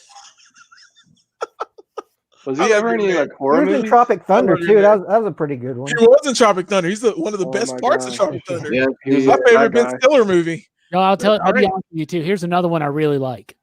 Minority Report. Minority Report. That's a good one. That movie's pretty. Yep. It's based kind of on like his Total Recall in a way. Yeah. Yeah, it was based on a Philip K. Dick story. So yeah, the Total Recall is based on a Philip K. Dick story, isn't it? Yeah. Yeah. Right. Yeah. They deal with it. You guys know I love Philip K. Dick, so. Cool. And, Jerry Maguire is a good movie. I love Jerry Maguire. Good movie. Yep. Show me the money. That's right. I am. I can nut punch anyone, and I can stone cold stun. He's not that. No, he's not. What happened to Cuba Gooding Jr.? He made that movie with Skeet Ulrich, and it was downhill. He got arrested for something. Dude, no, he played OJ. He killed it. Yeah, he did kill an OJ. He did play OJ. He did a great job. Yeah, he killed an OJ. Get it? I know. Thank you.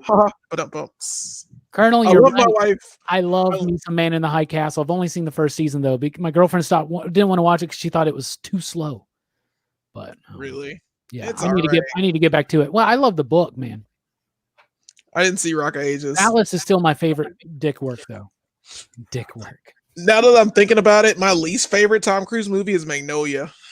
Yeah, I hate that movie. I hate Magnolia. It's a good movie, and then it just ends. It's just frogs. Yeah. And you're like, and all these stupid unconnected stories to go to something. Yeah. Fable, you're right. Oh yeah. Collateral, right, dude. Collateral. Collateral's awesome. Michael Mann, director of Heat, director of Manhunter. Yes. That's right. You are correct. We're going to do a Michael Mann podcast one day. Yeah. Hey, look, it's Fats Strick. Do you know who that is? I don't. Who is that? You'll know him better as I don't want to dox him or nothing, but he works upstairs. Oh, okay, cool. In the warehouse. That conspiracist guy? Yeah. He said COVID was all a hoax. Yeah, he goes back and forth on that. He goes from majorly fearful to it's a hoax.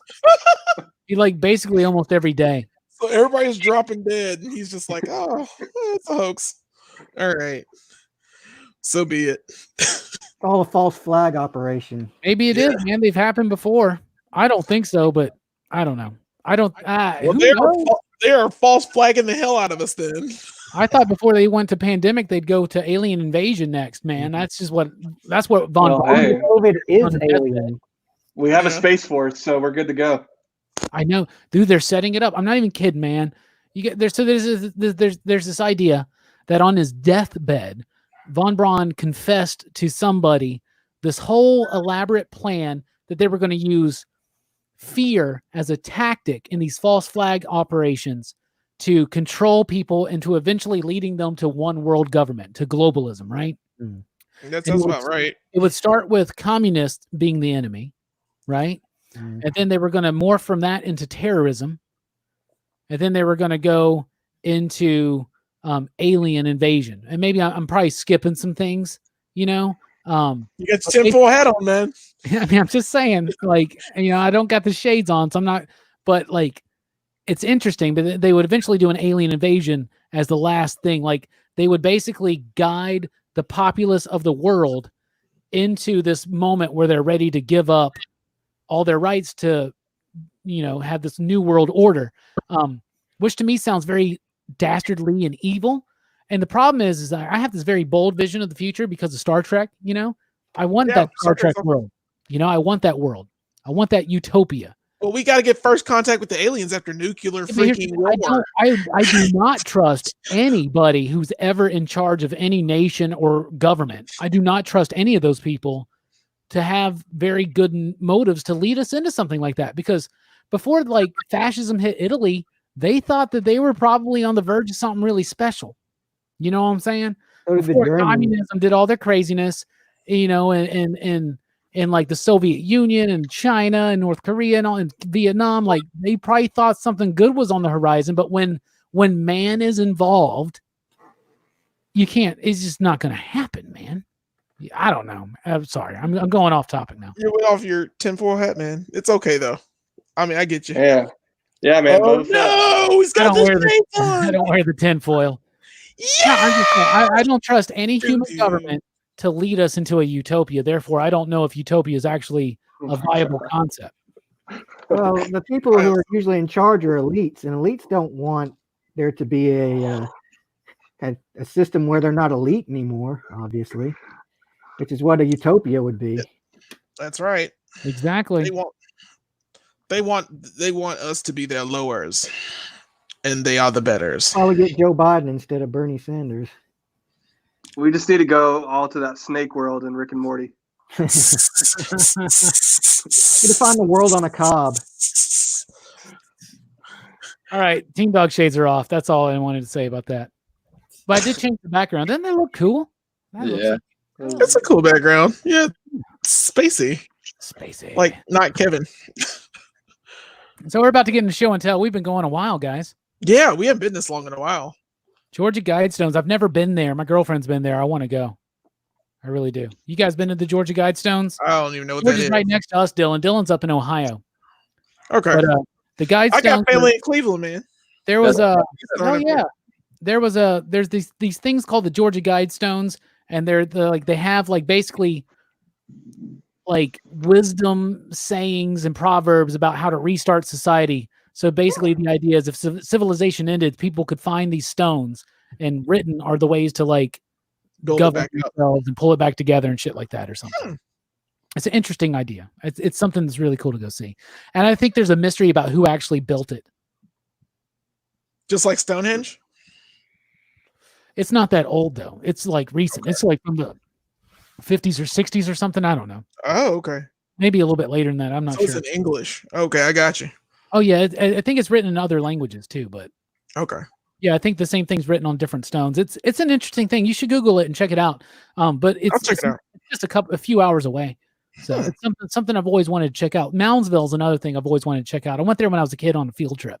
I don't remember that. That's the Indian burial ground that we have down in the middle of the state, you know, and it's one of the it's a place where they've actually, like, Graham Hancock and others have suspected evidence there of being evidence of like a more advanced civilization in the Americas before people think so. And I'm really big into that idea, as Strickland can attest. Yeah. Okay. Sorry, just to ask this question. What was the thing about the UFOs? Because we have a pandemic and I haven't been paying attention. So, didn't they say that there were actually like pictures of UFOs? Okay, so like a couple years ago or something, there was like these official like naval videos or something that came out of unidentified aerial phenomenon, which is what they call them now. And like UAPs or something like that. And what happened was the Pentagon confirmed that the leaked videos were real. And the videos were leaked by Tom DeLonge from Blink-182. Because remember, he put that band to hunt UFOs. So apparently he leaked real video. Classified stuff that he could like get thrown in jail forever for. They gave it to him. He's claiming that people in the government give it to him. Yeah. This high profile, and he will slowly release these things to the public, and then they'll later on confirm it. And I thought he was full of shit, but then he released those videos, and then Joe Rogan interviewed one of the dudes that filmed that video, right?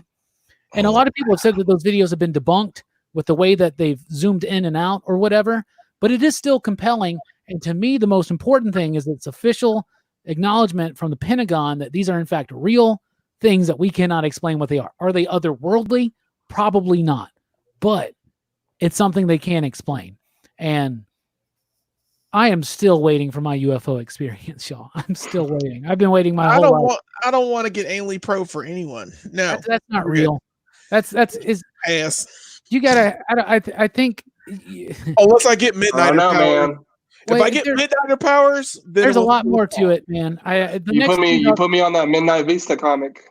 I think the next Teen Dog Shades night, I'll get more back into what I think about abductions and other visions and why I don't necessarily believe in ghosts. It's all kind of connected together. They're not real. Ghosts aren't real. If they were, they'd be. It's just me and you, Jelani. Everybody else, like everybody at the deep, everybody at work, I'm insane that I don't believe in ghosts. In fact, it's so dumb. Most of the people there believe a ghost haunts the deep. No, they don't. Ed claimed he saw the video, but then couldn't find the video. I'm like, interesting.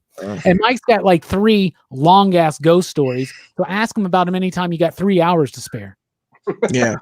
The only thing I'd ever be scared of is that grudge damn thing. And the only reason that I'd be scared of the grudge is because you walk in the house and it follows you forever. And I'm like, oh, well, I don't want any part of that. You're right. I won't go to that house then.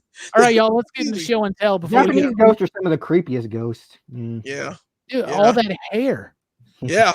What do they have about hair and the weird like let's take the literal best scene of The Exorcist and just make a whole genre. Whole genre film of it. Genre. Where does that? Ju-on? No, man. Of the genre. Ju-on. Yeah. Ju-on. Ju-on's scary as crap. Ju-on scared the pee out of me. And a nice way to tie this together is that Sam Raimi directed Army of Darkness, which we started talking about 2.5 hours ago. And he loved Ju-on so much and thought it was the creepiest movie he'd ever seen, so he produced The Grudge.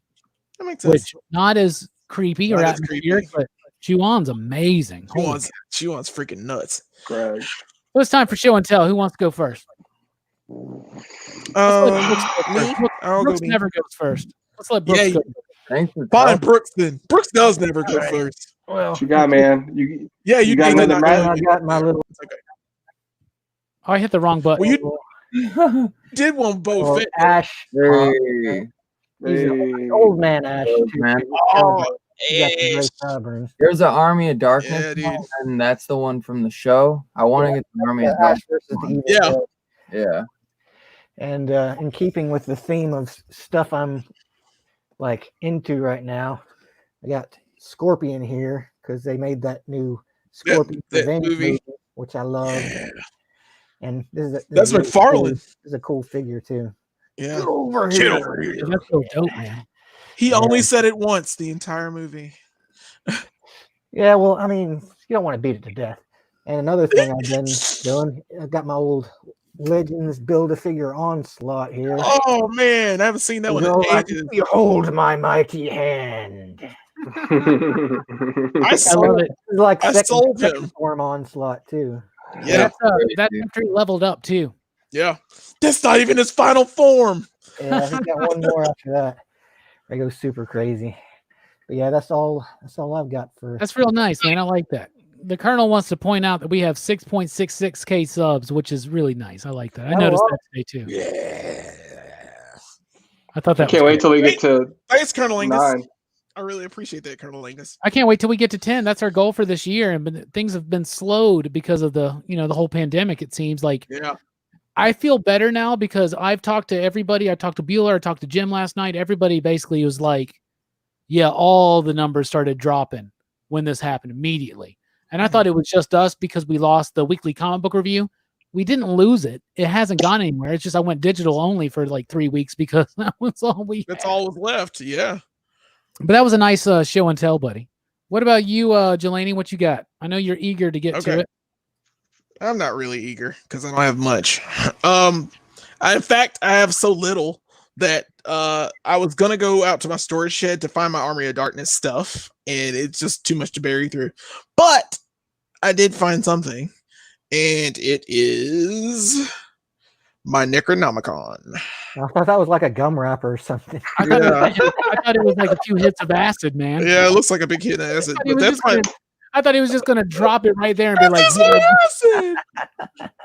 But yeah, it's my tiny Necronomicon from my original. Oh, dude, I'm dead right now. What the heck? Yeah, I had to find it because like it's still so detailed for how tiny it is. But it's like I like that it has both versions of the face, the Army of Darkness one and the Evil Dead version. Yeah, and they put it like I put it now with my Buffy figures and my X-Men because like somebody has protected.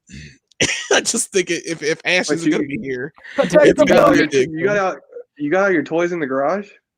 No, I have a storage shed that I have that like. Do you know how many toys Jelani has? You have no idea, dude. I know now. You don't have them in your room? Have you seen Toy Story? I've seen them. Yeah, Brooks came to my house last week. The week before last. Like I thought I had like a setup with a lot of figures around, but then I went to his house and I'm like, God damn. Yeah, I was inspired by you, man. I saw your setup one day, like in your apartment in your old house, and I was like, that's how I want to do it. And I went too far. I've gone too far. But okay, and then the next thing I want to show, I mean, it's just a thing, but I finally found it, and I'm so excited about it because it's my Storm.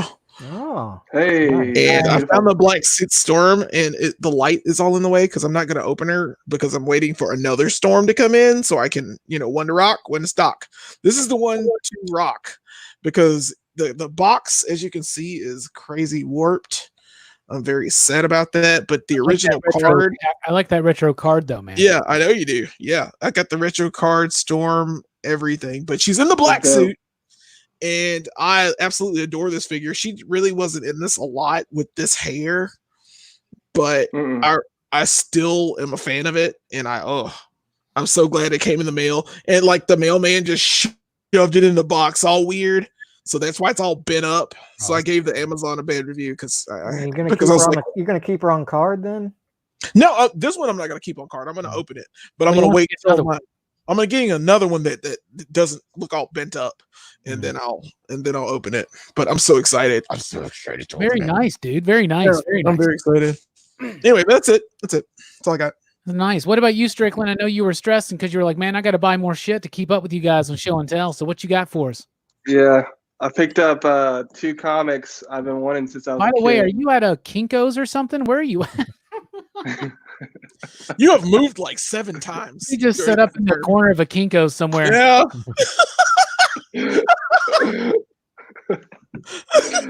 But like, excuse me, sir, you have to leave. Excuse me, sir, you have to leave. We're closing. Half of this room is not. I hate y'all. I gotta fix this live stream, man. Have you collated my documents yet? You're just jealous. It does look like he's just in some kind of damn Kinko's, doesn't it? Yeah. All right, oh, man. we're doing this. Okay. How much 2 comics? 250 color images bound together. Oh my gosh! You're show and tell already. Come on, man. All right. These people got to eat. We got to go to bed. Yeah, man, I'm starving. I want a sandwich. I bought 2 comics I've been wanting since I was a kid from a storyline that's just epic. It's the Days of Future Past. Oh, And they're really good. They're really good condition. This is probably like a 9.2, 9.4. And then dang, both Pats. Yeah. Well This done, one's dude. probably like 8. 2 of the Yeah, I best like this too. from Claremont and Byrne for sure. Yeah. For sure. I like the movie. Like I like the comic story better because it focuses more on Kitty, and that's like one of my favorite X-Men. What awesome shop did you get those at? The Deep Comic and Games. Yeah. Then I already did. Nice.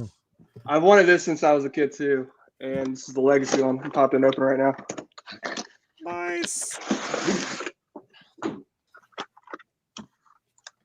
Ooh. Oh, that's amazing. That's amazing.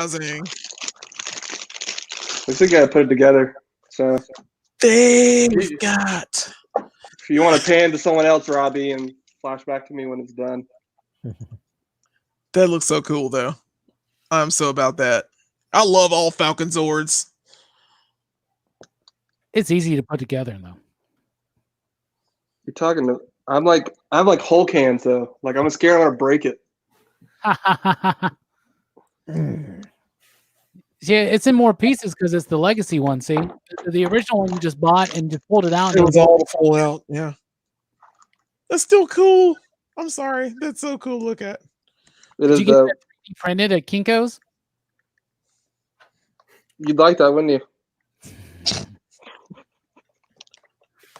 Can you hear me, Strickland? Can you hear me? By the way, do I sound fine? Yeah. Shut up. Shut up. Have you seen Endgame yet? No, because I've been watching Good Place, and it's pretty good. 6 seasons in a movie. I've been stuck in Harvest. I haven't been able to get out. I literally can't get this in here. That's what she said. That's what she said. Yeah. That's exactly what she said. Dylan's like, I'm disappointed in the PCP guys. Yeah, we suck, man. Sorry. Surprise. It's the Excitable PCP crew, everybody, by the way. That's the Dylan is now an official honorary member. Thank you, man, for being here, dude. We really appreciate it. Yeah, man. It's been fun, bro. Yeah. I know. No, I appreciate y'all having me. This was your idea, man. Awesome. I think you were 13. I can't believe it actually won too. I was like, oh, I was prepped. It was the first one that came Yeah, out it's from Army of home. Darkness, dude. Yeah, that or Killer Clowns. I was like, please, I want those two. Yeah, that one wound up in last place. Really? Killer Clowns in outer space. Yeah, dude. You don't appreciate It- that one. Yeah, it was scary though. Is It it gonna scared me as really a take you kid. this long to put this together, Strickland? I said go to somebody else. You're Dylan, terrible, do you have dude. anything you want to show off, man? You didn't tell me, but I got like this is old, but my dad found it for me the other day. I already showed it though. It's that old school. Yeah, book. that's original, man. That's beautiful. I like that. Does it have a Do cape? you have the gun? No gun. I wish that'd be awesome. It's got the The gun makes it so expensive. Yeah, you got the rocket though. Yeah. Yeah, he had the rocket that came. Yeah, that toy was so cool as a prototype. But they yeah. were like, "Yeah, we gotta have that." Yeah, that's what kids wanted. It's a little beat up, but it's still dope. I got these couple. You know, I was reading Sync and everything like a couple weeks ago, and I was all into John Lee's work. So I found this is one of his first Comics Tribe books. This comic was done, or this cover's done by Stegman. Oh, Ryan that's nice. Stegman. That Yeah, looks but this is awesome, like a dude. free comic book day issue. I've never seen that, dude. Have you read it yet? I have not, but I got the whole series. I just got them in. That Damn. is So I amazing. read- That art is awesome. It's super creepy, man. Let's see. I got like all the variants because they were way cooler, like monster wise. Wow. Mm. I really cool like those covers, man. Jeez. I know. I love these B covers way more than the A. That's creepy as hell. Like the A covers didn't really have the monsters on them, and I was like, dude, there's no way I could pass up the ones with the monsters. Yeah. Oh, look at that. That is amazing. Isn't it? Mad Hatter. Jesus, that's amazing. I know. I'm super excited to check it out. Now, I love Sync, and Emily is gone. yeah, I mean, dude, this cover just by Stegman is super. Yeah, that's Yeah. And then yeah, like this one with the monster in the baby's crib. Yeah. yeah. That looks like Brooks in 20 years. I've got it all. Yeah, I'm excited as hell to check it out. Dude, that's really cool. I'm gonna have to find them now. That's really cool. I just did a damn online order today because I finally got my Fantastic Fours all together again, and so now I had to redo my list of which ones I'm missing, and so I bought a bunch of Fantastic Four comics online today, plus the Madman meets Superman book, which I've never had and never read actually. So I'm excited to read that. I've been on a big Madman kick lately. I had a nice show and tell, Dylan. I can't get these damn wings in. You guys, I just want to point this. Look at Strickland still struggling with this shit. See if you can get the Kinko's associate to help you. They're trying to go home, man. There's a pandemic. It looks like it should just go in, but it doesn't go in. It's so confusing. It's like hella. It's like hella expensive, so I don't want to mash it in there. Shouldn't there be like a hinge or something on the that right goes on? side? Yeah. Do what? Shouldn't there be like a hinge or something that goes on? Because don't the You wings would think. fold? You would. It folds like that. Oh, okay. Yeah, it does the gun. The fingers of the, I can of the wings. hear how tight that all is right now, man. You got to push that in, man. You just got to do it. It's like Salt and Pepper said, you got to push it, baby. I'll push it real good. Oh yeah, we got one wing. There you go. Push it like a man. Yeah, man. There we go. Sorry, I was having some performance issues. We're good. This dude It sitting here took you for 30 minutes to do sitting here that. for 10 minutes. I'm sorry, this has never happened to me before. Never has. It can't. doesn't really happen. I promise this never happened before. Robbie, you like Creep Show, don't you? Oh yeah, I love it. I wish I would have had it, but it comes in a couple days. I ordered a Creep Show Funko Pop, like the Creep. Oh, nice. Strickland, I like that. I like the extra movement. That is really cool. Yeah, Yeah, that looks really so cool. it was You awesome. could- I'm a fan, dude. Now I want one. It. The Falcon Do what? Zord. You guys want to see what I brought for show and tell? Sure, Yeah. why not? Might as well. First of all, Hey. Squawk. it's the original one. That's the original one right there. So it doesn't have the. The Metallic. take apart Yeah. Bendy.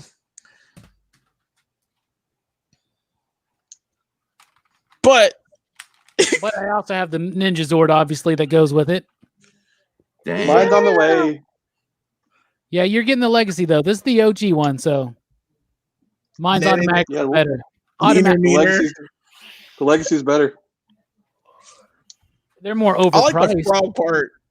I like the frog part. We get You're Tim's more part from overpriced. the I do love the frog part. I got some comics I want to show off. Here's a Thor 225, first appearance of Fire Lord. Nice. Yeah. They need to make a Marvel Legend of him. First thing you ever see of Fire Lord, it's his ass. Yep. Yeah. With no crack. Spoilers. Here's my favorite Justice League cover. It's Justice League 217, George Perez. Nice. I want to Elongated man. I want That to is so clean. yeah, David, there you go. Elongated Man and Aquaman right next to each other. Yep. Zatanna's in there, Hawkman. I love this team. That's an awesome team. No Batman necessary. Here's a classic. Archie meets Oh the my Punisher. Does he kill him? Does he die? No, he doesn't. He kills Jughead. You remember when they did those hip hop covers? Yeah. Yeah. Here's my favorite one. Oh wow, the Oh, that's mystic. dope. Oh, that is dope. I love That is literally- dope, man. That's literally dope. That's the Dre. That's the Dre cover, right? That's the Chronic. Yeah. I love Don't like Alex Ross? Yeah. Yeah, that's my guy. I have an Love Alex Ross. incentive for the most recent Fantastic Four #1 by Alex Ross. Nice. Gorgeous. That is clean. Gorgeous. They need to make legends like that too. Oh, They need man. to make the 80th anniversary figures like that. Oh, we'll never get an 80th anniversary. How about but they make a good movie? How about they make a good movie first? Yeah. They And try the last comic book I want to show, and I hope I get to use this in Comic Gories tomorrow. Oh, Hey, Ooh, too late, that's man. so cool. I was waiting for you Beat to to hell and back because I love the hell out of this comic back in the day. Oh yeah. I have an issue 2 as well, but I haven't located it yet. Check up your butt. But that's not all. I'm going to open up an action figure, a vintage Toy Biz one from the 90s. My wheelhouse, my favorite stuff. That's Y'all right. ready for this? Who, in your opinion, is the best Iron Man villain? And you know what I'm opening up tonight. I want to The hear what you Mandarin? think. Goat Man. The Mandarin. Blacklash. Blizzard Backlash. Oh, Black okay.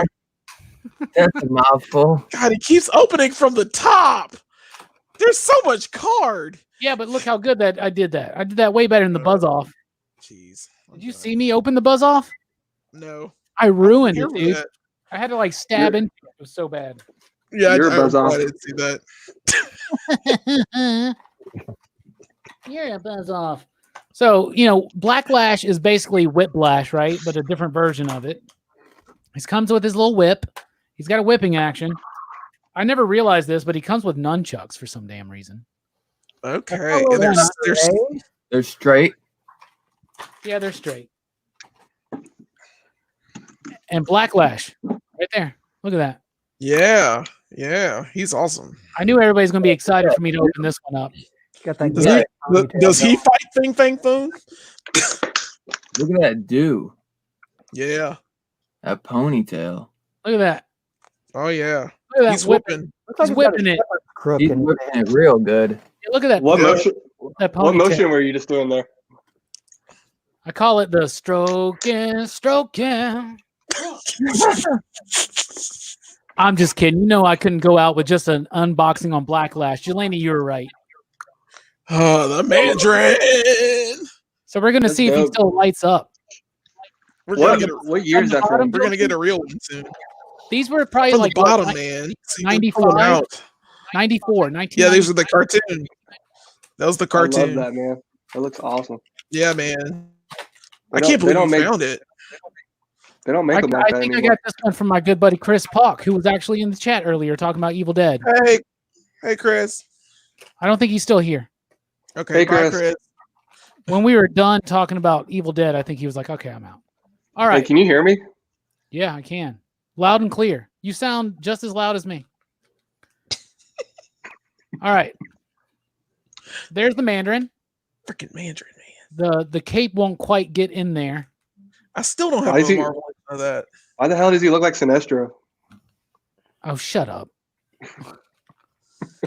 The cape won't quite go in there. What I do like about this figure is it gives him his helmet, which is something that he used to wear back in the day. Yeah. You gotta keep your helmet on tight, you know? Got the helmet. Right? Yeah, man. That's pretty Yeah. tight. I like that. Right? I can't I get like the cape on right. It doesn't seem, but I'm not going to waste time like Strickland. Here's the thing, though. Let's see. I said pan to someone else. I did. Let's see if the hands still work. If their hands light up. Oh, look at that. Look at that. They He's still got, his, work. he's got his 10 rings of the Wu-Tang. Because one time I opened up a Wu-Tang Cyclops forever. and it didn't work anymore. Oh. You gotta Look put at that. batteries in it. Yeah, you can pull because you can replace the battery right there. Yeah, But yeah, super cool, and it still works. It That's so is. dope.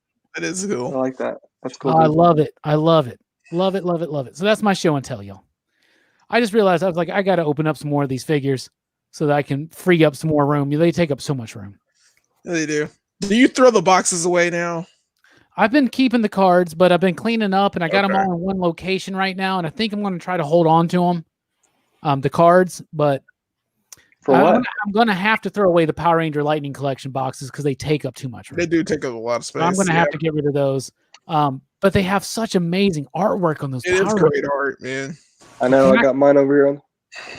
Yeah, right. And I still haven't opened my Draken. It's right there, and I still haven't opened up Blue Zeo or Mighty Morphin Yellow. So I still got a few more of those to open up, but I've mostly got them all opened up now.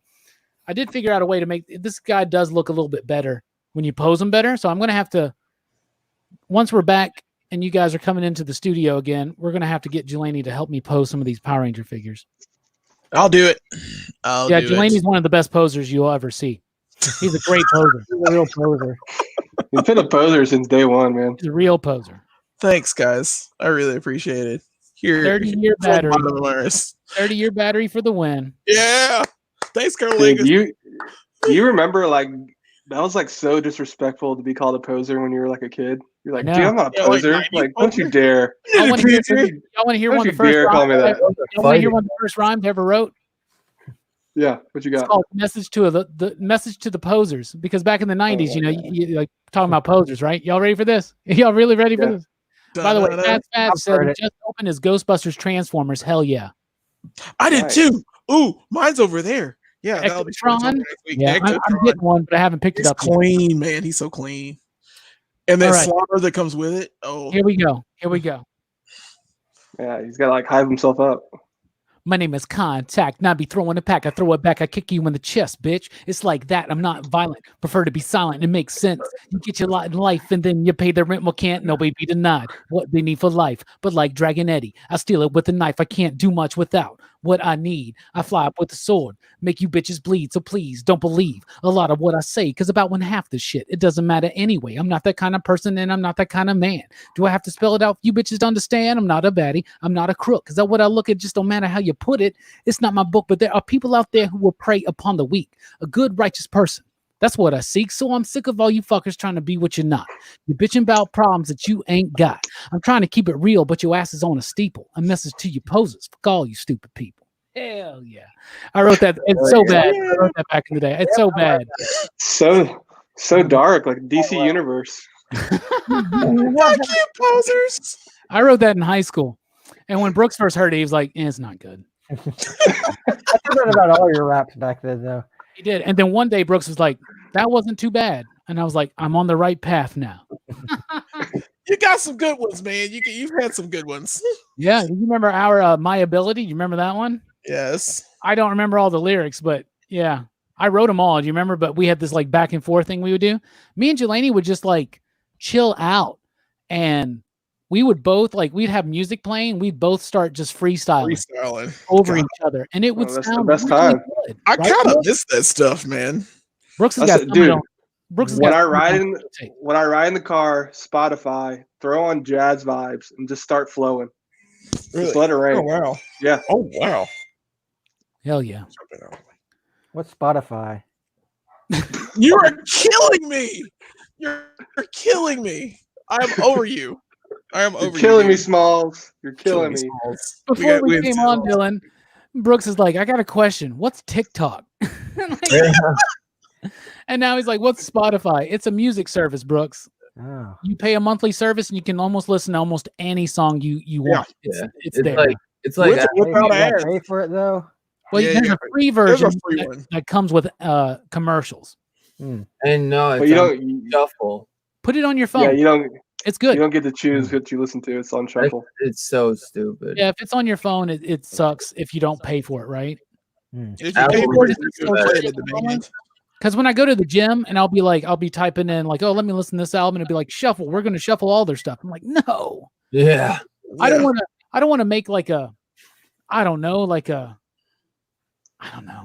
I miss mixtapes. I miss mixtapes and I miss burn CDs. Me too. Yeah, They don't. me too. You can just put what you want in on there and just play what you want. Exactly. And You it can put just- 20 bangers on there. Yeah. Well, I have the Google Play app on my phone, and I have my entire music collection uploaded to it, so I can make playlists there, and I'll use that when I'm at the gym or something. I mean, not now; they're closed, but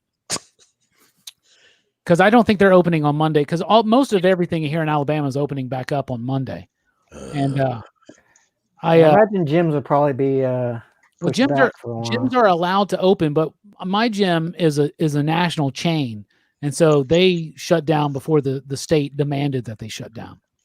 But they're not charging me, which is cool too. But I don't want to go to the gym right now. I'll be honest, like, that's the Yeah. worst place to go. That'll be You're the not, worst you're place. not going to be allowed That, to use the locker Barber room. shops. Ugh. They're going to be open. I think if everybody just takes their precautions, I think for the most part we can be fine. But are people going to do that? I don't know. But then again, we can't go around policing. We can't like how far people are standing from each other and shit. You know what I'm saying? I don't want to live in that kind of world. So Yeah. And we're not communist China yet. And they're not sending drones after us for walking outside. maybe they should have, but that's a whole other argument. I mean, I don't want that. You know, walk outside, there's a drone. Citizen, return to your residence. No shit. I've seen those videos, man, where they literally did that in China. Anyway, Like, why are you doing that to me? Anyhow, we have been on for an exceptionally long time. Yeah, I need to go get some food. Yeah, I'm I gotta dying. eat, man. Yeah. all right, guys, we're out. We're good. Thank you guys for being here. Final thoughts, Jay Strick. If you don't, is it true if you don't use it, you lose it? Yes, Jelani, cool. final thought. Cool. Wash your hands. Love your families. Be cool. Hide your kids. Hide your wives. Yeah, hide your wives. They getting all of us, man. Be good. The biggest claim our hometown has is Antoine Dotson. That's it. What about you, Doug? Final thoughts? No. What about you, Dylan? Just thanks for having me. Appreciate you guys hanging on this awesome Friday, and for doing Army of Darkness. Even though I know it was voted, but it was still just fun to do it with you guys and talk over one of my favorite movies of all time. Yeah, So, we had a good feeling that Army Darkness would probably be a winner. So Yeah. thank you for being here, Dylan. It was a pleasure. We should do a John Carpenter poll after the baseball one. Invite you back if that sounds good. That'd be dope. Yeah. I'm down for John Carpenter. Hell yeah.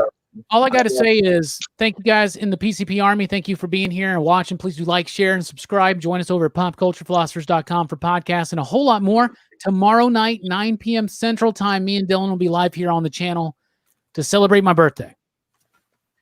On the birthday eve, right? And then Sunday night at 7 p.m. Central Time, me, Jelani.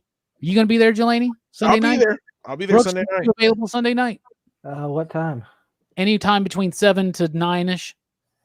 Just text me. I will. Strickland, you going to pop in? Yeah, man, I'm gonna pop in. I plan on having a Rockin Robbie live on Sunday evening for my birthday. And what I want is my homies to come in and chat with us. So we're going to have a nice, excitable PCP crew live stream for Robbie Day on Sunday. So I hope everybody has a great Robbie weekend. And remember, this has been a fantastic Robbie week. This has been a great Robbie stream. Thank you guys so much for joining the channel, Robbie Pop Culture Philosophers. And I really do appreciate it. My name is Robbie Billups, and I rock. So thank you guys so much. We really do appreciate it. Thank you guys. We are Robbie. We are all Robbie. And remember, above all else, groovy.